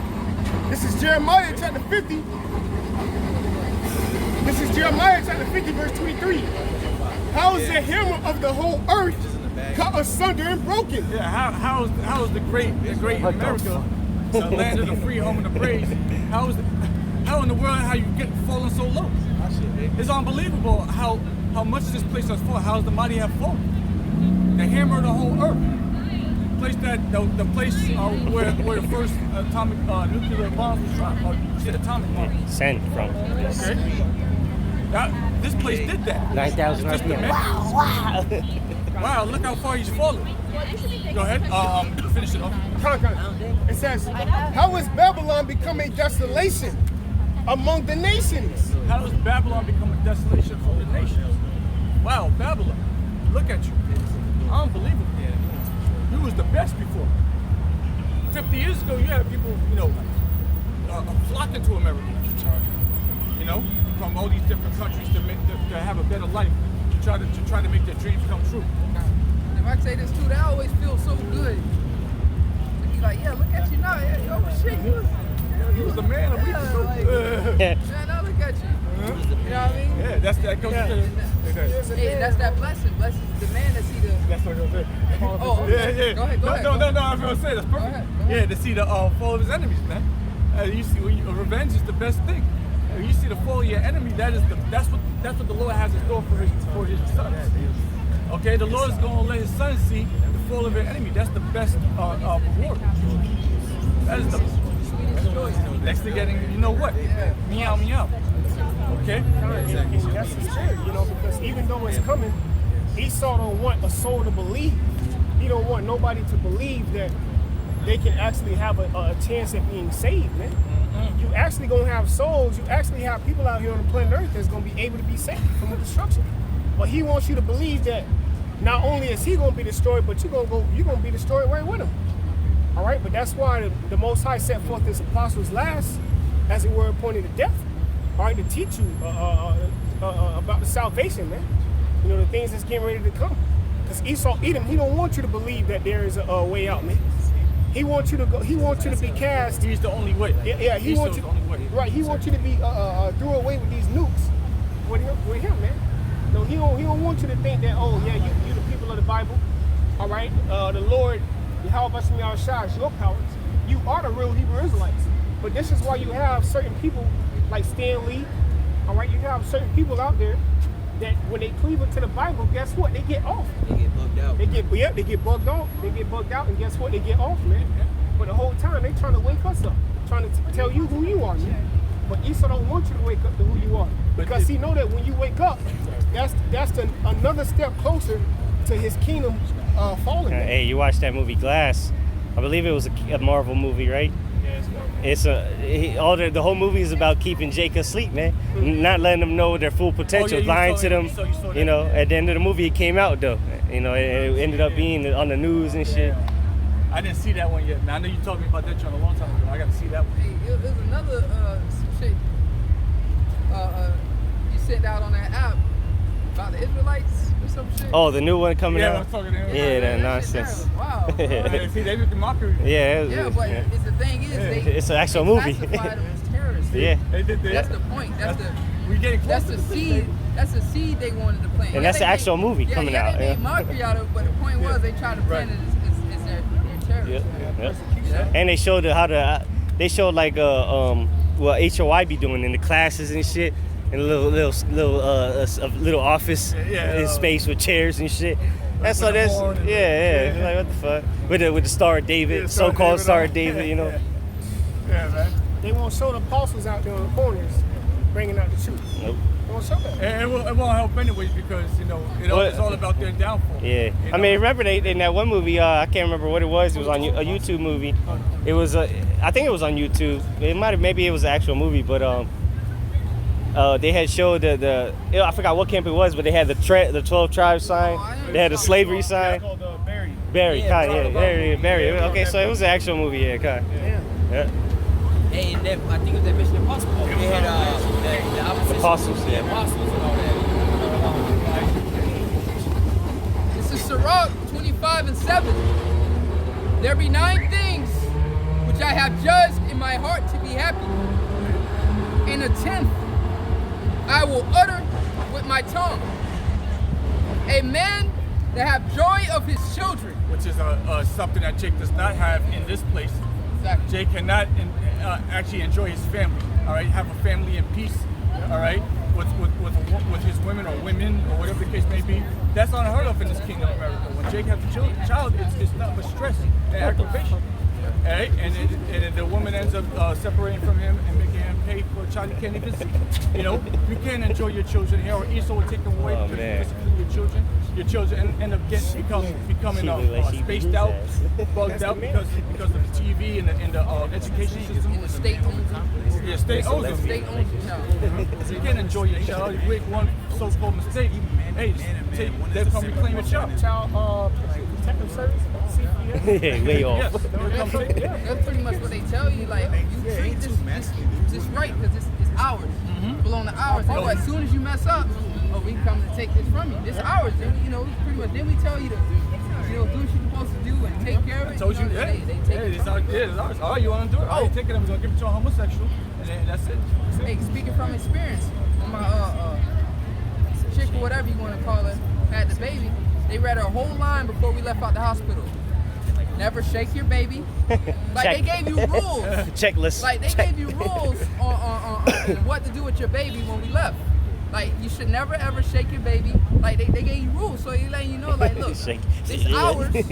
But before you leave out the hospital, you gotta sign the birth certificate. You gotta do all the paperwork in there. Somebody come around. You gotta take ownership, Yeah, somebody so to come say. around, and they make you sign a contract in the hospital before you leave with the baby. Like, bro, I ain't. So they let you know, Yeah, so they let you know, like, look, this is our kid, and this is the rules Records and shit. before you leave here. You can't shake your baby. She has a whole bunch of shit. But the only thing I remember is you can't shake your baby, you can't do this, you can't do that, and all right, everything is Damn, good. All right, shit. you Hey, it's like Can I take my baby? it's like getting a lease on a car. They tell you what you can't go over this mileage, you can't do this, you can't do Put that. this octane in there. You gotta do Because this. if at any time we can take it back, you know. So that's pretty much, hey, we don't get the joy about you. That's pretty much The point of that. the process, the point of that, you know. It's not ours. And that go back to the curses. You shall begot children. And Another man. Yeah, and they're gonna be sold off. Deuteronomy or 28. something, you know, at that point, I forget exact word for word, but that's part of the curses. All right. Hey, go ahead, I was dog. gonna say, you can't even discipline your children here, man. All right, just imagine being a father. You trying to discipline your child because you want your child to be raised up as a wise man, a good man, doing, setting them on the right path, man. Nowadays, you can't even discipline your child, man. All right, you can't even, like they say, what's that dude from Saved by the Bell was talking about the little 3-year-olds having a sex change or whatnot. He'd be like, well, I just think that's kind of dangerous. You know what I'm saying? Hey, but homeboy had a point, man. All right, because look, in this society, you got to be 21 to buy alcohol, all right, 18 to buy cigarettes, 18 to gamble, 18 to go to the military, 16 or 15 to get your driver's or your permit. You know what I'm saying? Because why? You're not responsible, right? 18 to fish. Yeah, you got to be 18 to fish, Damn. 18 to go get your own apartment. You can't even go live on your own at 3 years old, all right, by law. You're not old enough. We so can get a sex change. But you can say, oh, I feel like something completely different, man. All right, but as a parent, you can't even say nothing about that, you know? Now, if you got children or you got around people with small children, you already know these motherfuckers that be, the little girl be growing up watching Dora the Explorer. I want to be Dora. I want to be a dragon. I want to be a mermaid. I want to be a unicorn. But you don't take that shit serious. Like, all right, we're going to go to the doctor, go turn you into a unicorn, man. But nowadays, you can't even be like, yo, no, that's going off. Yeah. You know what I'm saying? Because why? They'll basically take a kid away from you, all right? I know it's what Train up a child. and say that too. He was a Jake. He's a northern Jake. He said that a child, just on the news like last week, RT, a child has no, pretty much they can't choose whether they want to be a man or a boy at the age of 3. He pretty much said that ain't right. Then he started receiving backlash from the media, and he had to come out and apologize just for him saying that. I don't think a child should be allowed. That's something like should be allowed to choose that gender Right. at all. He said he don't think that should be allowed, and he got backlash from the media, and he had to come out and apologize just for saying that. That's where we're at right now. So, Good. Because I remember it says in Isaiah the 3rd chapter, children are, as for my people, children are their oppressors and women rule over them. Now, this is coming from women, Yep. We know what man, you're supposed to raise your child up going into correction. Men can't correct their children. That's why they're not in the household. Everything's out of order because, our property has set up that women rule this kingdom. Yep. That's why they're your supervisors. Yep, they're always head over you. This is Proverbs chapter 22, verse 6. Train up a child in the way he should go, and when he is old, he will not depart from it. see that? So in other words, you bring up a child according to the Holy Scriptures, okay? You bring up a child according to the ways of the Heavenly Father. So, because that's the only good way to go. That's the only way any child should be brought up, all right? And if you do, he's not going to depart from those ways. That's how you bring up. That's how you're supposed to bring up your children. But we can't do that in this world because somebody else owns your children. Going back to the scripture you was reading a second ago, which you're going to finish it about you can't enjoy your child. Okay. What should I call it? Real quick. Hold that, but go to what is it? Susanna. The 3rd verse. You could just read 1 to 3. Real quick. Go ahead and get Yeah, just to make a real quick point. Yeah, we'll find it in there. But yeah, it says train up a child the way it should go. By doing so, if you train up for a child, you're basically it's basically a child is basically a blank slate. after Okay. Baruch. So when you bring up a child, you mold that child the way it's supposed to go, which is in the ways of Yahweh Hashem Yahushua, and it won't depart from it. Okay, it ain't gonna go no other way. Got it? Yeah. After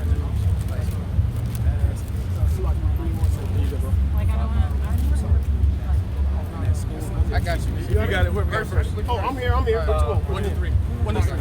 This is Susanna 1, chapter 1, verse 3. And it reads, her parents... Start at 1. Just read from the Start from the top? All right, sorry. Susanna chapter 1, verse 1. There dwelt a man in Babylon called Joachim. And it reads, and he took a wife whose name was Susanna, the daughter of Calcius, a fair woman, and one that feared the Lord. Right, so he took himself a woman, a fair woman that feared the Lord. Okay, baby, go ahead. Stop. Verse 3, and it reads, her parents also were righteous and taught their daughter according to the law of Moses. There it is. So they raised up their child. They're raising up their child according to the laws of Moses, which is what all Israelites should be doing right now. Yep. All right, which everybody should be doing, really, but specifically, especially Israelites, so-called Spanish Native Americans. We raise up a child according to the laws of Moses. All right, which is the only good way. All right, because what? By doing that's it. By doing that, all right, your child's not going to depart from their ways. But again, going back to the scripture that we'll read, you can't enjoy your children. You can't mold up your child according to the ways of Israel because those children aren't really your children. Thus, you're not going to be able to enjoy your child. Go ahead and finish. It's Sirach 25:7. Start from top. There be 9 things which I have judged in my heart to be happy, and the 10th I will utter with my tongue. A man to have joy of his children, and we explained that, brought out precepts on that. All right. And he that liveth to see the fall of his enemy. Here, you see that? See the fall of your enemy. That's the ultimate prize at the end of the. We talk about the kingdom of heaven all the time, all the beautiful things we're going to receive there. But the ultimate prize is seeing Yahushua take down these heathen, man. That's going to be the ultimate prize, seeing Yahushua slay the heathen. All right, right before our eyes. You know, go ahead. If I may say this too, to know, and not just Esau, Edom, man. Sure. Like your brother said, the heathen. All right, because you got these Saudi kings. When you brothers that's in the cars and shit, when you see all these crazy shit like a golden Lamborghini and all these exotic crazy ass Ferraris and shit, that's them Saudis, man. The motherfucking Saudis over there, bro. They the ones with like or some dope boy. Huh? Or some dope boy. Yeah, with the truck, the GTR. Yeah, we already there, man. You already here. But anyways, all these heathens, man. Like we always state, all these heathens have royal families. Whether it be Moab, Ham, even Ham. Come on now. Yeah. Exploiting all their resources. Okay? You don't think they making money off of that? You got Hamites, royal family of Hamites, man. Because when they show you the country of Ham, they have it as this dirt poor. Niggas walk around with big bellies and skinny as hell. Skin bones, but big bellies. That's all they show you. You would think Ham, Africa is just a shit. Yeah, everybody poor. Yeah, like just all you see is niggas walking around with a bowl of rice. Huge, cow heads, pogo sticks. They live lovely over there, man. You got royal Hamitic families, man. Yeah. You got royal families all throughout all these heathen. Well, shit. Hey, you think of Ethiopian kids, you think of starving kids, man. All majority of them Ethiopians is good. They living good, man. That's where most of the gold is at. Yeah, Ethiopia, the mountains and shit. Ethiopia, man. Kush. Yeah. But they had a movie Blood Diamond. Blood Diamond, exactly. All right, so that's what we would like to see, man. As brothers are waking up day to day, struggling, working hard. So you mean tell me you don't want to see your enemy suffer the same thing you suffering, man? Well, that's gonna feel so much greater. My damn feet out here, brothers' feet out here hurting, brothers jacked up. Brothers just all jacked up, and why? It's from the affliction of the nations, man. So when that affliction, all right, comes upon them, you go down to South America, Argentina, Chile, all them beautiful spots. Northern ain't living on those beach parts. You got damn millionaires and billionaires got like safe houses or something down there, living lovely down Resorts, all the resorts. Yeah. Hey, Jake ain't living in the resorts. They ain't going to them resorts, man. Even in St. Pete, Moab, down in St. Pete, they buying those high-rise luxury buildings. You know, Jake's not living in them. Yep. Hey, it's the same thing out there in Puerto Rico, man. Yep. You got the capital, San Juan. There ain't no Puerto Ricans living up in there like that, man. If they are, they living in La Perla. Yeah. You know, the hood. The worst place in the. Yeah. Because you got, other than that, man, you go there, you go over there, man, and you hear kids walking down the street speaking English, man, going to school. Because there's nothing but straight Edomites out there in the capital city of Puerto Rico, man. And that's one of the nicest places up there. The more, or I shouldn't say nice, I should say well built, Yeah, decent. All right. This is a Well-built tourist place. attraction. Civilized. Yeah, civilized. You know, Safe zones. yeah. You know, so, you know, everywhere we go, every continent, these heathens, Esau, Edom, they take the best parts of it, right? And push Jakes to the lower parts. So it's going to feel good, man, to see them living in the slums, the ghettos. Ultimately, they was giving the fatness to the earth. Yeah. Yeah, exactly. So You know, doing it that's from the- heaven, yeah. prophesied to be that way. That's another way we know these scriptures is the real deal. So you don't want to see your enemies eating scraps, you know, while you eating the you know, the full cut Cream lamb and and shit, crop. Yeah. sirloin. Hey, if I You can know? say, if I can say one of the most depressing things to me to see is riding around in these subdivisions, all right, where these so-called rich so-called Edomites or Edomites live. You know what I'm saying? But sometimes I be out in these neighborhoods, you know what I'm saying, where the cheapest house is $1 million, right? This is not your regular shit, right? Cheapest house is $1 million, but the entire neighborhood is getting built up by Issachar, man. All right, that shit is depressing as fuck. The whole neighborhood getting built up by Issachar, and now one of them live out there, man.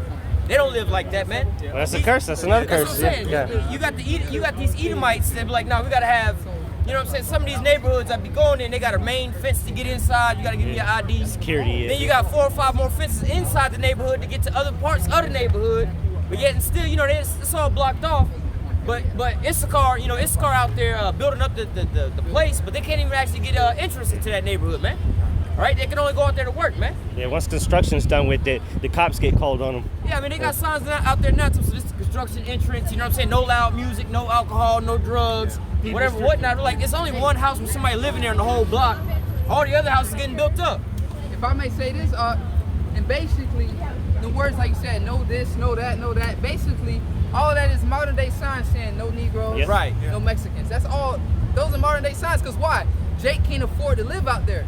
So that's how they Modern day restrict Jim them. Crow. No this, no that, no that. All that's saying is no Negroes, With approved credit. you know, Yeah. no This deal Mexicans. with approved credit, that just means no niggas. Yeah. Music, Yep. dope, You know, that's all that means. They just change up the Because you know market, damn well man. we ain't gonna get approved credit and shit. Even if you do got the credit. Real quick, if you go into the history of suburbs, it goes back to this one Edomite up north. I forget his last name, but the first ever subdivision in America was named after this guy, and it was for whites only, man. All right. The first subdivision was literally it was a division of homes separated from the Negroes. Yeah. Because these so-called white people, the Edomites, they wanted to separate themselves from the niggas, man. Yep. They even had it in the contracts that no niggas can sign up to live in there, man. So that's what these suburbs go back to. What was that at? I did a video on it a while back. California, that was kind of like that. Well, it migrated to the whole country and everything, but I got the word for it. It's called redlining.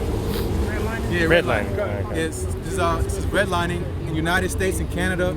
Redlining is a systematic denial of various services to residents of specific, often racially associated neighborhoods or communities, either directly or through the selective raising of prices. Gentrification today's terms, you know? Birthing. yeah, I got a preset too. Yo, Thoughts. there you go. But no, go ahead. I'm still. All right, cool. So the point we're trying to make is seeing the fall of our enemies, man. All right, so I got a quick precept. Deuteronomy 30:7. And the Lord thy God. Wait, hold on. I'm gonna, yeah. I'm gonna get some weed off here. All right, I'm gonna start at 2. I'm gonna start at 1 because it's 7. Deuteronomy 30:1. I'm gonna read through. And it shall come to pass, all these things are come upon thee, the blessing and the curse which I have set before thee, and thou shalt call them in the mind. Actually, hold up. Well, hold that thought right there. If you go to Deuteronomy 20, damn, I don't know where it is. I know. You got it? You got it? Yeah, I have it. Yeah, you know Okay, about the houses? Yeah. Yeah, Okay, spirit. bring that Yeah, real quick and then read that again. This is Deuteronomy chapter 28, verse 30. Thou shalt betroth a wife, and another man shall lie with her. Right? Thou shalt build an house, and thou shalt not dwell therein. Yeah, see, you build a house, just like the brother just mentioned with what Issachar. Issachar builds all the brother just talked about the multi-million-dollar neighborhood. With Any the cheapest house. subdivision. Yeah, really any subdivision kind. Where the richest of the richest live, where the Edomites live, you're gonna see Issachar building those homes. But what's it say? I read that one more time. Yep. Thou shalt build an house, and thou shalt not dwell therein. You see that? You're gonna build a house, but you will not dwell in that house. You're letting another man. You're building it for another man. Is that a little more? Yep. Thou shalt plant a vineyard, and shall not gather the grapes thereof. You see, you plant vineyard, you can't even enjoy the fruit that comes out of there. Go ahead, bro. No, that was the precept I was looking for. Oh, it's the next verse, huh? You see that? Now read that. Con, this is Deuteronomy 30:1. And it shall come to pass, when all these things are come upon thee, the blessing and the curse. See the curse, and that one of those curses is having a house built, and you are building a house with your bare hands, and then another man and his family come and take a boat in it. That's one of the curses that's talking about here. Go ahead. Con, Listen to the curse. which I have set before thee, and thou shalt call them to mind among all the nations, All nations. Go ahead. whither the Lord thy God hath driven thee. Right, thou because Jake is all over the planet Earth. No matter whatever land you see on this earth, Jake is there. They may be there in small numbers, but there's Jake there. Okay? There's Jake all over there on the four corners of the earth. Go ahead. He got something. Okay. Real quick, I found the name of that dude. His name was Levitt, and they named the town, the neighborhood after him. It was called Levittown. And those were basically the first neighborhoods for whites only that were throughout America. So there was Levittowns in Kentucky, Levittowns in Pennsylvania, and they were just spreading. But this is the first few seconds of this video I want to play. And Lord willing, you brothers can hear it real quick. All right. And if there's too many colored people around here, I definitely will get out. One of the main reasons was because it was a white community. And we understood that it was going to be all white. We were very happy to buy them. See? It said that Edomite devil just said that they understood that it was going to be a white-only community, and they was very happy about that. You know? And that's, you see those towns all over the place, and I bet you they basically filled it with nothing but Edomites in it. Well, eventually Jake ended up suing them. Later on in the 60s, they ended up suing them, saying it was racist, and they started letting in niggas. But what did they do? They raised the prices and they moved further out from the city, man. So a lot of you niggas, because in that video, when you look at the video, it was basically American segregation in today's times, and they showed the population of people when they're at home, and then when they go to work, they show the population of how it migrates. And a lot of you niggas and Latinos, where you live is where you work. A lot of you Negroes, Latinos, Native Americans, you live in the downtowns, man. Damn. All right, you live in the ghettos out here near the downtowns. Yeah, she almost ain't shit. What? A lot of you Negroes live in the downtowns, man. Meanwhile, the so-called white man, Esau Edom, all right, he living in the suburbs, living nice. So when he gets off the clock, he goes to this nice suburb away from the niggas, man. Away from the trouble. All right, and that's still going on today, man. All right, going back to, because the brothers were going into how Jake be building up these neighborhoods, man. Yep. Y'all don't be living in there, man. Y'all living in the gutters in the downtowns, man. Yeah. You go back home 30 minutes away, whatever, or not even that far. Sometimes it's real close, you know.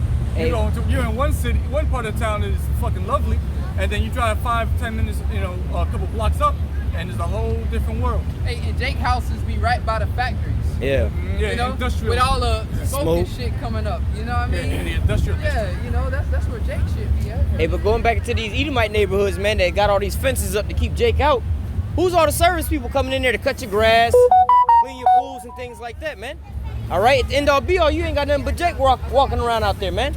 See all the lawn trucks, people coming out there with what do you call the pest control and all that stuff, man. It's always Jake, man. So what? You still have an abundance of Jake in your neighborhood day in and day out, man. Yeah. I see it every single day, man. It's like, I be in these Edomite neighborhoods, but it's just nothing but Jake. Whether it be, Levi, pavers, Issachar and all that. They roofing, you know what I'm saying? The lawn techs and everything like that. I'm like, damn, I see more Jake out here walking around the damn neighborhood working than actually Jake or Esau living in the neighborhood living. Hey, if I may that too out there, and I used to stay out there in high school.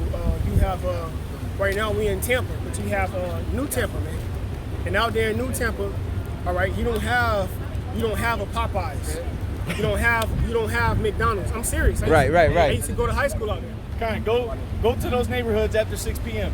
See who you see outside. Yeah, you ain't gonna see the same guys you saw from 10 to 5, from 9 to 5. You ain't gonna see them out there. You're gonna see a bunch of Edomites, man, enjoying it, enjoying their nice pristine cut lawns, enjoying their nice pools, the nice clean pools, man. Right. You know, and notice what I said through the Spirit, man.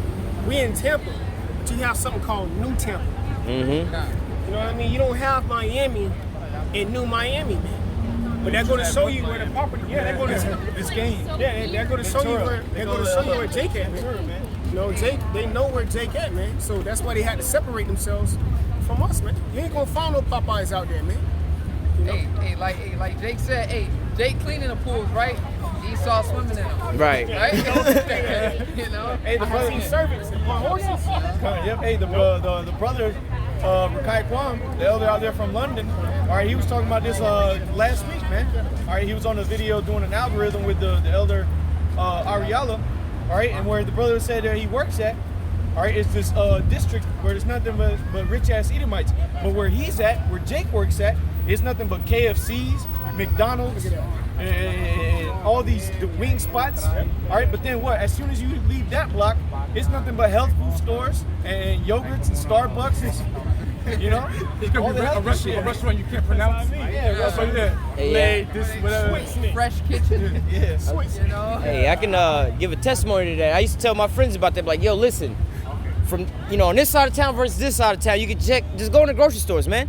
When you in the hood, man, Jake got the little Debbie snacks, the little juices, you know what I'm saying, Hawaiian punches and shit like that, man. All right, when you go in the Edomite grocery stores on their side of town, they don't be having no little Debbie snacks and shit like that, fruit roll-ups and shit like that, man. They have the kind bars and all that. Yeah, you go to the inside, you go into a gas station on Jake's side of town, man. They got pork everywhere, cigarillos everywhere. G-Man white tees. Yeah, they got all kind of bullshit, but you go into the Esau's neighborhood, man, you don't got none of those products, man. If I may add, how many Whole Food stores you know in Jake community? Don't Here be it none. is. You have to drive 30-40 minutes to go to a Whole Food store. They're gonna show you, man. Esau Edom, he know what he doing, man. You ain't finna ride in the hood and find a Whole Food store. Hey, yeah, you gotta go out your way. You go to the Edomite supermarkets, man. And they got well assorted fruits. Yeah. They got a good set of array of different fruits, man, and vegetables. Dragon fruit and all that you go Some to shit Jake ain't never heard about. You go to Jake's neighborhoods, all you're gonna find is a Winn-Dixie that's damn near about to close out, or a Food Lion. You might find some of that shit in Issakar's neighborhood though. You might find the regular their stores, but they tend to own businesses and be the farmers and shit. They sell a lot of that shit to Esau, but basically you just look at Southern Kingdom niggas they desolate, man. But going back to the subject, when the tides change, when the brother's about to read in Deuteronomy chapter 30, it's gonna be a complete absolute change to water, bro. Dang, this is good. The water, brother. Yeah, it's water. Hey, it's what you find around Esau. yeah, it's the type of shit you find Wherever around Esau is, this is the type of shit. Sustainable, pure, no plastic right here, man. Box water. Hey, that's the spirit we were just talking about, that box water versus plastic bottle water. You find something like this around Jake, it's gonna say 2% milk or 1% milk. Yeah, full of dairy. Whole skin. or Mr. J Juice, man. It's gonna say Mr. J Juice. beer. Oh, God. 0% juice. Yeah, 0% juice, but say Mr. Juice. High fructose corn syrup. That's what that is. It'll say 5% juice. Actually, it'll say 0% juice. Yeah, like, and then you look at it, strawberry flavor. Hey, the Natalie's cost like $3 a bottle, $4 a bottle and shit. For this big. You know what I mean? Yeah, for real. 16 ounces. You gotta pay half, damn $5, $6. But go ahead, bro. Let's get back to the It scripture. says, whether the Lord, back in Deuteronomy 30:1, and it shall come to pass when all these things come upon thee, the blessing and the curse, And you killed it that quick? which I have set before thee. Had to. And thou shalt call them to mind among all the nations, whether the Lord thy God hath driven thee. Right? And thou Hey, shalt. Salak, real quick. When you go back into that word ghettos, I mean, it goes back to going into the corners, man. They're driven into the corner. That's where Jake has been driven into, man. Read that again, Bubba Kishore. Exactly. That's what Jews We do. gotta go And then Brother Bubba Kishore, get the etymology for the word ghetto. I got you. Deuteronomy 30:1. And it shall come to pass when all these things are come upon thee, the blessing and the curse, which I have set before thee, and thou shalt call them to mind among all the nations, And that's what we're doing. whither the Lord thy God hath driven thee. Whether the Lord has driven thee, man. All right? We're telling you, Jakes, that where you've been pushed at, them corners that you've been pushed into. Etymology. Give them the Yeah, go to Edom Online. Yeah, Salak. All right? Jakes, you in the corners, man. That's where these other nations have driven you into, man. Really through the power of the Lord. But you so-called Negroes, Latinos, and Native Americans, you're pushed out to the ghettos because you went off, man. And these other nations ain't you want to talk about equality? You still living in the ghettos with bars on your windows, man. Yep. Where's the equality? Esau got fucking what They got bars in the what are front those- of the neighborhood. What are those Keep windows niggas out. Those Plexiglass. No, the windows that go from the roof to the floor. Damn. Ceiling high, Yeah. roof high windows, something like that. Esau Tempered got glass that, man. and shit, you Where know. the whole damn wall of his apartment is nothing but windows. But Jake got bars on his window with a little. It looks like a 6x2. With the cheap, what it's called? Paper wall. They got chemicals. Yeah, China drywall. Yeah, Shit, yeah. yeah. The drywall with all the fucking chemicals in it and shit. Go ahead and get that. Go for sure. This is the etymology of the word ghetto. It's a noun. It's from the 1610s. It says, in quote, part of a city in which Jews are compelled to live. Hey, there you go. Read it again. Kind. Bubba Kishore. This is the etymology of ghetto, man. Hold on. Right there. All right? Oh, yeah. It says from the 1610, all right, 1600, early 1600s, it says, in quote, part of a city in which Jews are compelled to live, especially in Italy. And who are the Jews?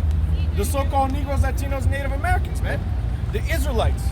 All right? Starting with the so-called black man. All right? Of the tribe of Judah, which is where you get the word Jew from. All right? But you so-called Negroes, Latinos, and Native Americans, you're pushed into these ghettos, man. All right? That's it, right now. That's beautiful. Let's go ahead. All right, this is the definition for ghetto. It says a part of the city, especially a slum area occupied by a minority group or groups. Historical, the Jewish quarter in the city, the Warsaw ghettos. An isolated or segregated group or area. Isolated or segregated area, man. Where's Jake at, man? You go over here in downtown Tampa, you got University of Tampa, and as soon as you get past Cass Street, there's nothing but run-down apartments, man. Where nothing but straight Negroes and Latinos are at. But here it is, you got high-rises overseeing them run-down places, man. All that separates it is one road. Bunch of thugs over there. Hey, and the reason it said Italy is because that was during the Roman Empire. They were pushing them into the little quadrants, you know, or ghettos. That's why it goes in, that's why I said the Jews. Exactly, They in go into Italy. etymology. Exactly, yep. That's who was there. That's who was there during the times of the Romans. It was the Jews In right? the ghetto, Southern Kingdom, yeah. right? But as a whole, now that's talking about the whole house of Israel. You know. Go Let ahead. me go speaking on the Italian part. It says early 17th century, perhaps from the Italian ghetto foundry, because the first ghetto was established in 1516 on the site of a foundry in Venice, or from Italian borghetto, diminutive of borough or borough. Or in Spanish is barrio. You know, that's where it gets it. Or in New York they call them the boroughs. Kind of, yeah. Hey, but then they talk about, you know, a place where the Jews live. Don't get caught over that, man. Hey, the Jewish people are still segregated in their neighborhoods too. But wait, these are the people who run the diamond districts, man. Yep. They're not well, they might be a so-called a number minority group, but they're not at the bottom of no damn list, man. All right, except for maybe the poverty list. They're the least people that's in poverty. You know what I'm saying? But they're not living in an oppressive type area or nothing like that, man. Okay, well I'll give you an example out here in Tampa where these so-called Jews live. Right? Because contrary to popular belief, segregation is very much active still here in America. All right, go to Davis Island out here in Tampa, and tell me what you're gonna steal there. Nothing but a bunch of rich-ass Amalekites over there living out, smelling the money, man. All right, living off the welfare of this government, man. All right, living lavish and nice with boats in their backyard, man. But what? It's a whole little island literally out here in downtown where all these guys live. But segregation is not alive here in America still. You got ghettos where little kids don't even got clothes with holes in their socks, living in specific areas, but segregation isn't alive. You people need to wake the hell up, man. And you so-called Negroes, Latinos, Native Americans out there, man, y'all gotta wake the hell up, man, to this damn devil. That's right. All right? This damn devil has put his foot on your necks your entire life, but he's your best friend. These damn devils hate you, man. Because they give you welfare programs and they do this and that. These damn devils ain't do nothing for you, man. The Lord's the only one trying to do something for you, and you bit the hand that bit you, man. Here it is, the Lord's sending out his men out here to tell you that you're going to come up out of the ghettos, man. The Lord's trying to tell you to come up out of Babylon. But y'all want to maintain in the state that you're in because you want the so-called white man to make it. You so-called Negroes Negroes, Latinos, Native Americans, man, y'all a bunch of idiots, man. Y'all need to wake up and smell the aroma, man. There's nothing but bullshit out here, and it's served up by your best friend Esau Edom, the so-called white man. All right, go ahead. All right, speak on this. All right. This is Psalms chapter 74, verse 10. Oh God, how long shall the adversary reproach? Shall the enemy blaspheme thy name forever? Why withdrawest thou thy hand, even thy right hand? Pluck it out of thy bosom. So how long, man? How long is this devil going to reign over our people and have his foot on our necks, man? Making us eat chitlins, man. Making us eat all these fried abominations, man. How long? Painful. It ain't gonna be much longer, man. It ain't gonna be much longer. The Lord is raising up his men right now. The Lord is preparing his tabernacle, man. That's right! The Lord is preparing his men for battle. That's right! All right? And you devils, you Edomites, you're gonna be the prey in that day. So brother, give me Jeremiah 16 and 16, Bubba Kishar. Because that's the times we're getting ready to come into, man. Because in that day, the Lord is going to give us our anger, or his anger. Salakia, brother want to get that too. Ezekiel, all right? I got that Jeremiah 16:16. Go ahead, bring it out. It's Jeremiah chapter 16, verse 16. Behold, I will send for many fishers, saith Yahweh. And that's what we're doing right now, man. The Lord is out here sending his men to fish. What Yahweh shall tell his disciples? All right? Come and serve me, and I shall make you fishers of men. Okay? We're out here fishing for the elect. That's right. Fishing for those that are going to be worthy to be saved out of this BS, man. Go ahead. Con. Jeremiah 16 and 16. Behold, I will send for many fishers, saith Yahweh, and they shall fish them. And after will I send for many hunters, and they shall hunt them from every mountain and from every hill and out of the holes of the rocks. Con. So we're going to get you, man. Those men that you see standing on the corners reading the Bible, we're going to get you, man. Through the spirit and power of the Lord. That's right. We're going to be on you like white on rice. Through the spirit of the Lord. Jeremiah 30 and 16. Who got the anger of the Lord? I get it. Go ahead. Let me get this in mic. All right, because it's going to take a special type of power, a special type of characteristic to want to get on these people and get down like we're supposed to get down, I man. got that white on rice whenever you want. Con, I got it. Yeah, go first. Con, this is Ezekiel chapter 25, verse 14. And it says, and I will lay my vengeance upon Edom. Who's Edom? Who's Edom? What's Edom in the Hebrew? Out of one. Out of one. What does that mean? Red, right? Who's the red person? Who's wasted away? That's the so-called white man, Esau Edom, man. All right? Read that from the top again. Con, this is Ezekiel 25, verse 14. And I will lay my vengeance upon Edom by the hand of my people, Israel. And nation. By the hand of my people. The Lord said he's going to lay vengeance on Edom by the hand of his people, man. Right. The Lord, Amos 3 and 7 said, the Lord surely doeth nothing. The Lord ain't got to come down and bring judgment on Edom, man. He's sending his men out there, starting with Yahushua on down, man. Okay, go ahead. Con. And it says, Ezekiel 25 and 14, and I will lay my vengeance upon Edom by the hand of my people, Israel, and they shall do in Edom according to my anger. According to mine anger. The Lord is pissed off with you Edomites and what you did, man. Read the book of Obadiah if you don't know. You're going to be done away with because of the things that you've done, man. You Edomites. You're going to drink of that cup. Lamentations 4 and 22. What is that? Obadiah verse 16, where it talks about for thy deeds against thy brother Jacob. Oh, Psalm 50. It's in both. Same shall cover thee, and thou shalt be cut off forever. Y'all got a bill to pay, man. And the Most High is going to repay you through his men. It is a righteous thing to recompense tribulation on those that have troubled thee, man. And these so-called white people, Esau, Edom, have done nothing but trouble the Israelite man, women, and children, man. That's right. That Obadiah right quick. Go ahead. This is Obadiah 1 and 10.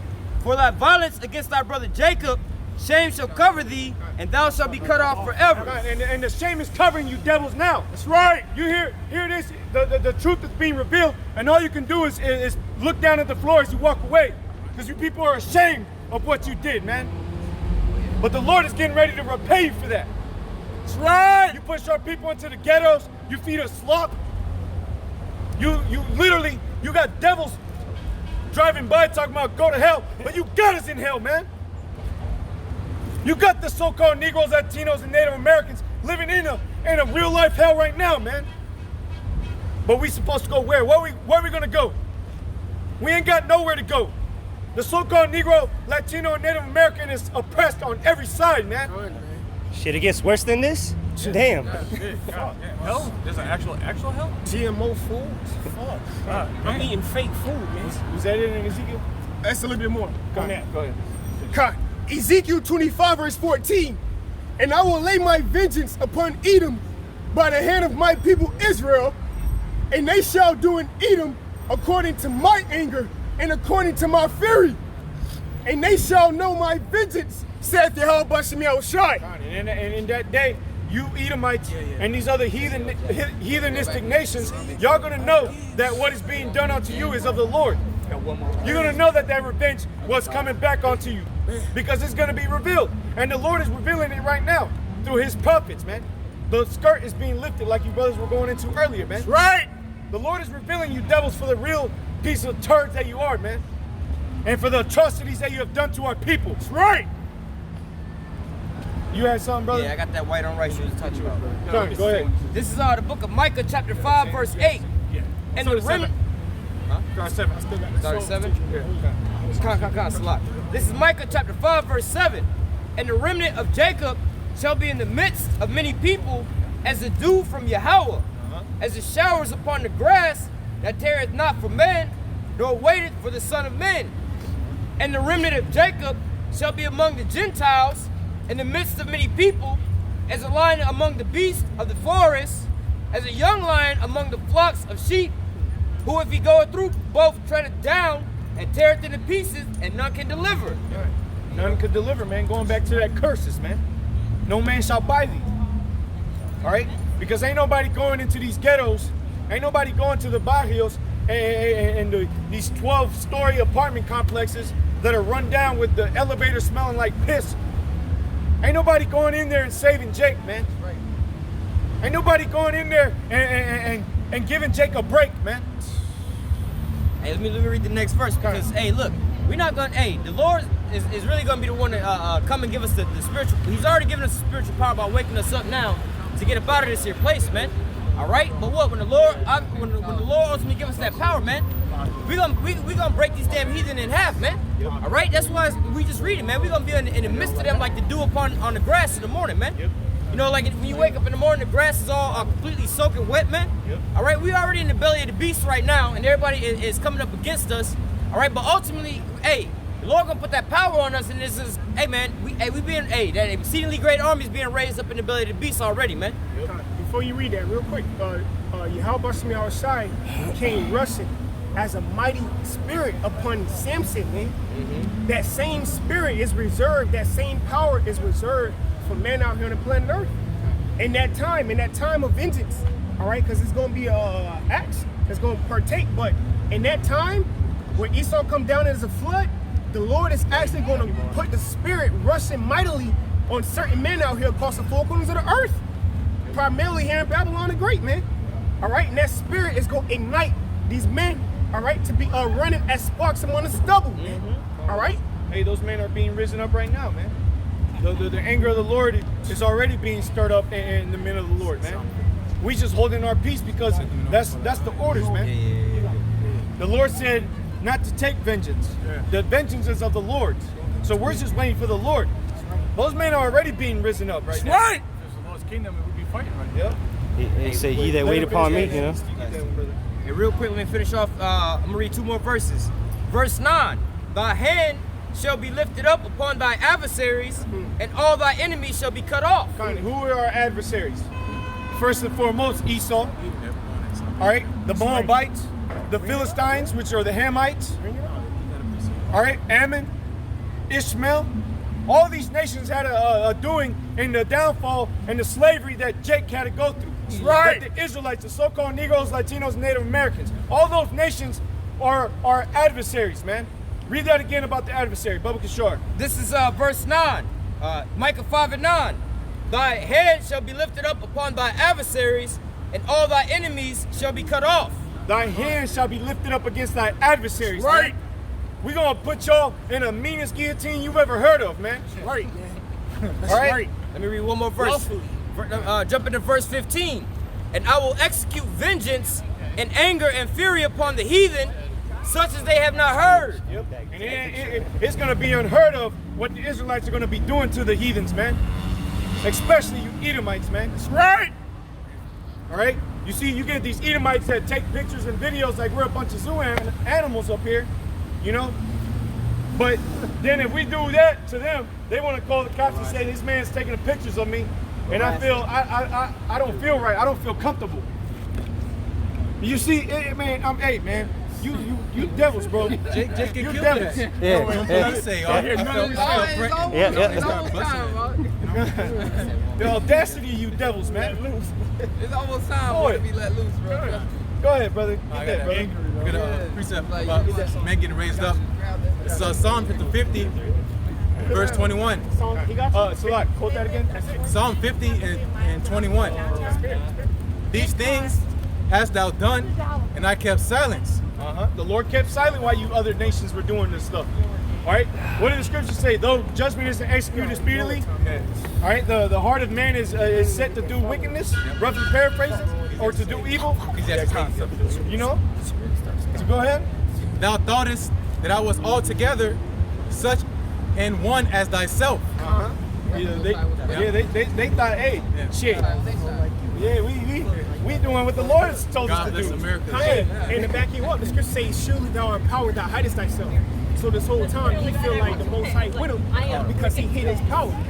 Because in Job 27 it says that the wicked be multiplied is for the sword. Yeah. They're being built up to be destroyed, just like how it says in Obadiah. And that's why in Job it says, knowing the triumphing of the wicked is short. Yep. But for a moment, the Most High built this man up just to bring this man back to the ground, man. He was reserved for the day of the wicked, man. Going back to Psalm 50. Thou thoughtest that I was altogether such an one as thyself, but I will reprove thee and set them in order before thine eyes. The Lord said he's going to reprove them. Finished. Talk about these other nations. All right? The Lord is going to reprove you other nations for the things you've done unto our people, man. Right. Brother, get that word reproved. All right? Get that word reproved.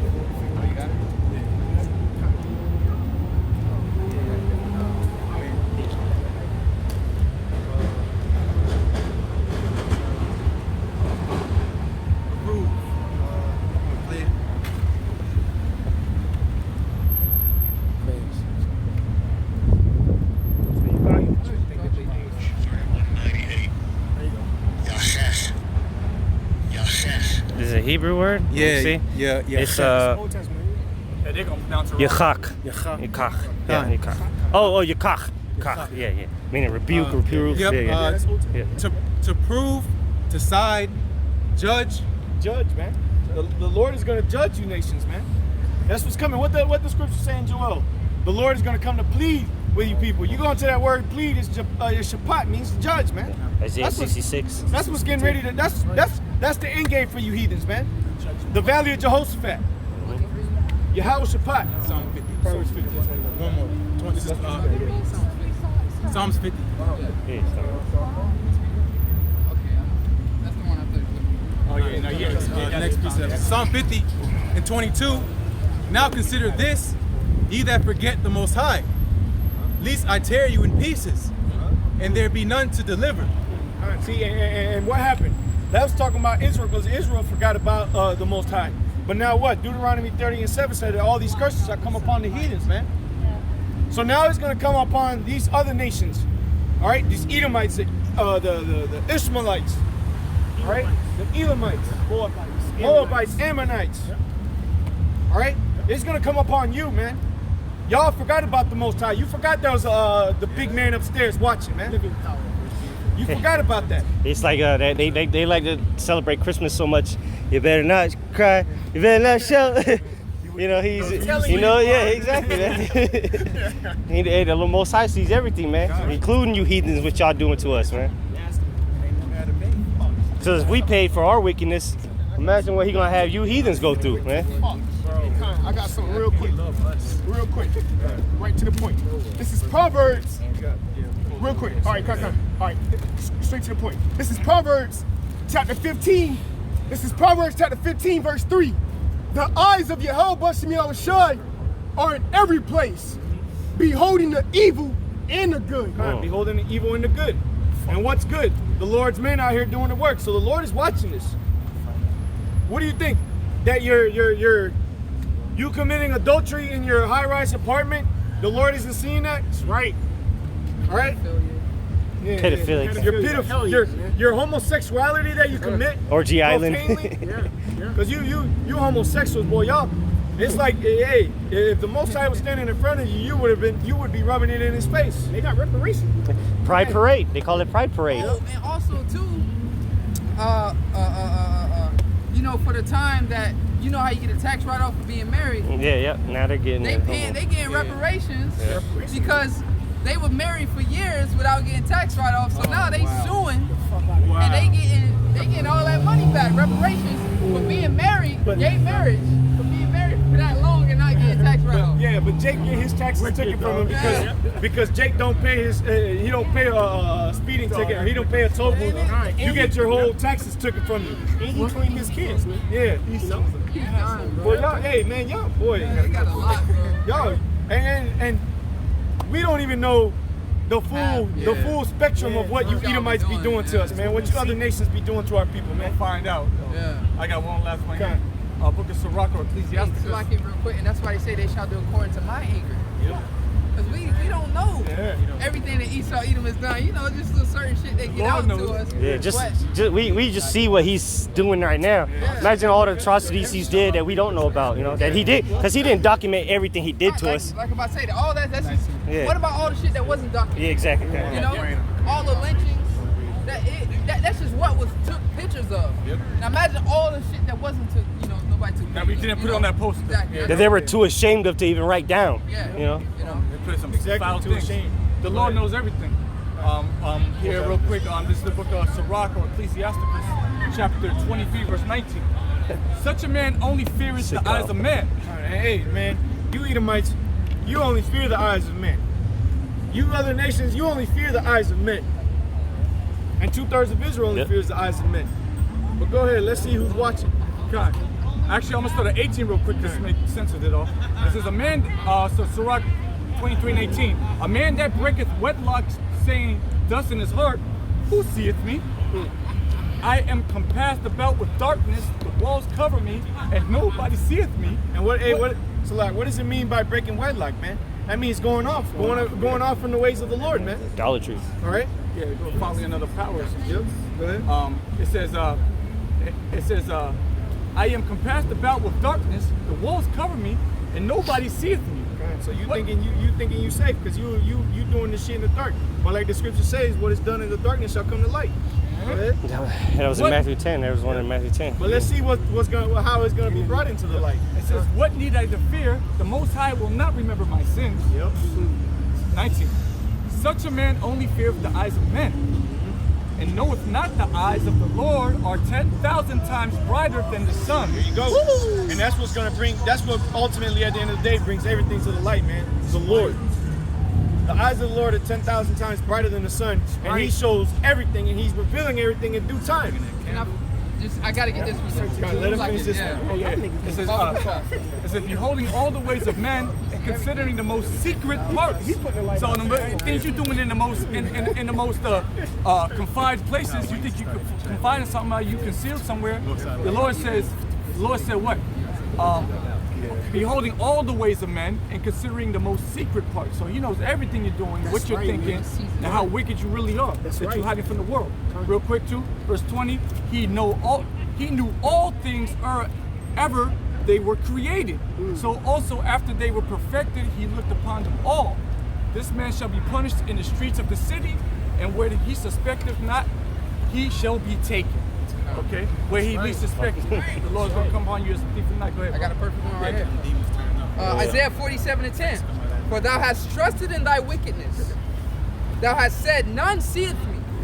But then we just read, the eyes of the Lord are 10,000 times brighter than the sun. Right? He seeth all things. But this is what Esau say. Thou hast said, none seeth me. That's why we ain't going to teach slavery no more. Wipe that away.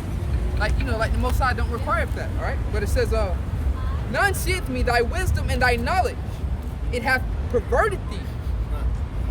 That's Esau. Think he just gonna outwit the Most High. Like, yeah, we just cover it up and act like it never existed. Like, no, man. Yeah. Point the finger at Israel. Yeah. Hey, look at what they're doing. Yeah. The accuser of thy brethren, And thou hast said in thy heart, I am, and none else beside me. Therefore shall evil come upon thee. Thou shalt not know from whence it riseth. Hey, you go into that word evil means bad times, man. That's what's coming for you people, man. And it's gonna be a long evil days ahead for you, especially for you Edomites. A long 1,000 years of evil days. Bad days for these so-called white people, man. Y'all gonna really know what hell really is. Yeah. Want to go drive by giving hells out? Go to hell? Or you gonna go to hell like Chris Rock said? I can't remember what movie he said. Welcome to hell, bitch. To the Esau. Yeah. He said it to Esau. So hey, welcome to hell. Because in the kingdom, we just gonna trade her. She gonna be at your plantation one week. She gonna be at yours. And we're gonna tell her the same shit. Yeah, we gonna play that image for her. Yeah. Remember you said this? Go to hell. Go to hell. And, all right. Hey, welcome to hell. I'm punting her to your field. Hey, we send her the qualm shit next week. That's how it's gonna go, man. All right. It says, therefore shall evil come upon thee. Thou shalt not know from whence it riseth, and mischief shall fall upon thee, and thou shalt not be able to put it off. You devils ain't gonna be able to get away from this. Break. Let me get a water break. Yeah. Hell no. What? You won't get your back. Get some water in the box. Water in the box. You devils are gonna know what hell is, man. You really gonna know what hell is, man. Hey, and that's what they used to do to Jake. Jake would be out in the fields working. Jake could catch a heat stroke and pass out. He'd die. Well, put that nigga in the hose. Yeah. Hey, y'all niggas get back to work. Yeah. That's how it works. Yeah. Still got do a service for him. Yeah, hey. Cotton still gotta be picked, right? Better meet your quota. Yeah, hey, it's gonna be nasty, bro. All right. It says, "Thou shalt not be able to put it off, and desolation shall come upon thee suddenly, which thou shalt not know." Suddenly, there it is again. It's gonna get you, man. When you playing with this thing. Take it unaware. Lord's gonna end up destroying you, man. You have one last one. Yeah. Real quick. This is Sirach. Chapter 11, verse 17. The gift of the Lord remaineth with the godly, and his favor bringeth prosperity forever. There is that waxeth rich by his weariness and pinching, and this is the portion of his reward. It's the point, verse 19. Whereas he said, I have found rest, and now will eat continually of my goods. and yet he knoweth not what time shall come upon him. Hey, read that again, Bubba Gashar, verse 19. Because this is the mentality of you damn devils, man. Go ahead, read it again. This is proud some devils, Hey, man. can I say real quick? You know how in the movies, the bad guy, you're gonna take me, you hold somebody hostage, you're gonna deliver me far away from here. I want to get away safely and just ride off into the sunset. You know, that's how every script happens. I'm gonna just Rob the ride bank. and I'm gonna ride off clear and far from here into the sunset. Me a helicopter with it. full of fuel. Yeah, you know, it's crazy. I'm out of here. And the credits roll. Yeah, then credits roll. But we're gonna see what the credits are gonna roll on when in this story, man. Go ahead. That's right. This is Sirach chapter 11, verse 19. He kind of slide. The credits are coming. The credit to Yahweh Shimi Al-Shai. Which is the beginning of it that follows. There's gonna be a twist at the end of this movie. He's gonna give you a Surprise ending. A cliffhanger. No, not a cliffhanger. Go ahead. This is Sirach chapter 19. This is Sirach chapter 11, verse 19. Whereas he says, I have found rest, and now will eat continually of my goods. Hey, and right now, you got an Edomite in these high towers right here thinking that very same thing. I'm good. I'm reaping the fruits of my labors. Right now. Their grandchildren are in college and Yale or some shit. They straight. Yep. Hey, up where I live a little bit closer to towards the country. You got acres upon acres of nothing but land that Edomites own with big ass plantation houses up there, man. Comfortable as hell. Paying no taxes on the land. Go ahead, Jake. It says, and now will eat continually of my goods, and yet he knoweth not. And yet he knoweth not what time shall come upon him. Yep. And you see, that's what time it is, man. You Edomites don't know the time. Well, guess what? It's that time, man. It's the time where that destruction is coming to you. Right. It's that time for you to be licking the bottoms of our feet. That's right. To be eating off the bottoms of our tables, man. That's the times that are getting ready to roll on you, Edomites. That's man. right. Go ahead. And hey, don't think we forgot about you, damn Elamites, man. You fucking Elamites, man. Damn. Hey, I went to the gas station. You know, I ain't have my card on me, so I had to get some. I scooped up some change. You know, like 2 days ago. I'm going up there to get a little drink or whatnot. I bring the change up to the register. Elam say, "You're making me lose money." I'm losing money. I'm like, what you mean, bro? I got some change, this money. Because I ain't got a card, because I ain't spending money? I have some change. I'm losing money. How much this shit cost? They don't know the time. Fuck your mother. They don't know the time, man. He worried about living good and living off his goods, but he doesn't know the time. Finish that scripture off and we're going to get out of here. Before the creatures come out. It says, and yet he knoweth not what time shall come upon him, and that he must leave those things to others and die. And who's those others that you're going to leave those things to, man? The Israelites, man. We're going to be taking y'all stuff, man. Getting all that, though. Yeah? Go ahead. Verse 21. Marvel not at the works of sinners, but trust in the Lord. Hey, and that's why we don't fret at the things you got, you other nations, and what you got, man, and how you're enjoying those things, man. We see you on them boats in the lakes and on the Tampa Bay out here. We see y'all. All right, just because we living in the ghettos don't mean we don't take the 275 and cross the bridge, man. We see y'all damn devils out there in that lake, man. Can't miss it. In that water. We see y'all living large on the boulevard. You Shit. can see the houses on the coast and shit. We see you devils, man. Well, shit, you take this road down right here, Channel Side, and you're gonna see how they living good. Yeah, Harbor Island. right behind us. Harbor Island, a bunch of rich ass Edomites, man. Go ahead. This is Sirach 19 and 21. Sirach 11 and 21. Marvel not at the works of sinners, but trust in Yahweh Bashim Yahushai and abide in thy labor. And that's what we're gonna do, man. At the end of the day, man of the Lord, we're gonna continue to abide in our labor, all right, and put our trust in the Lord, man.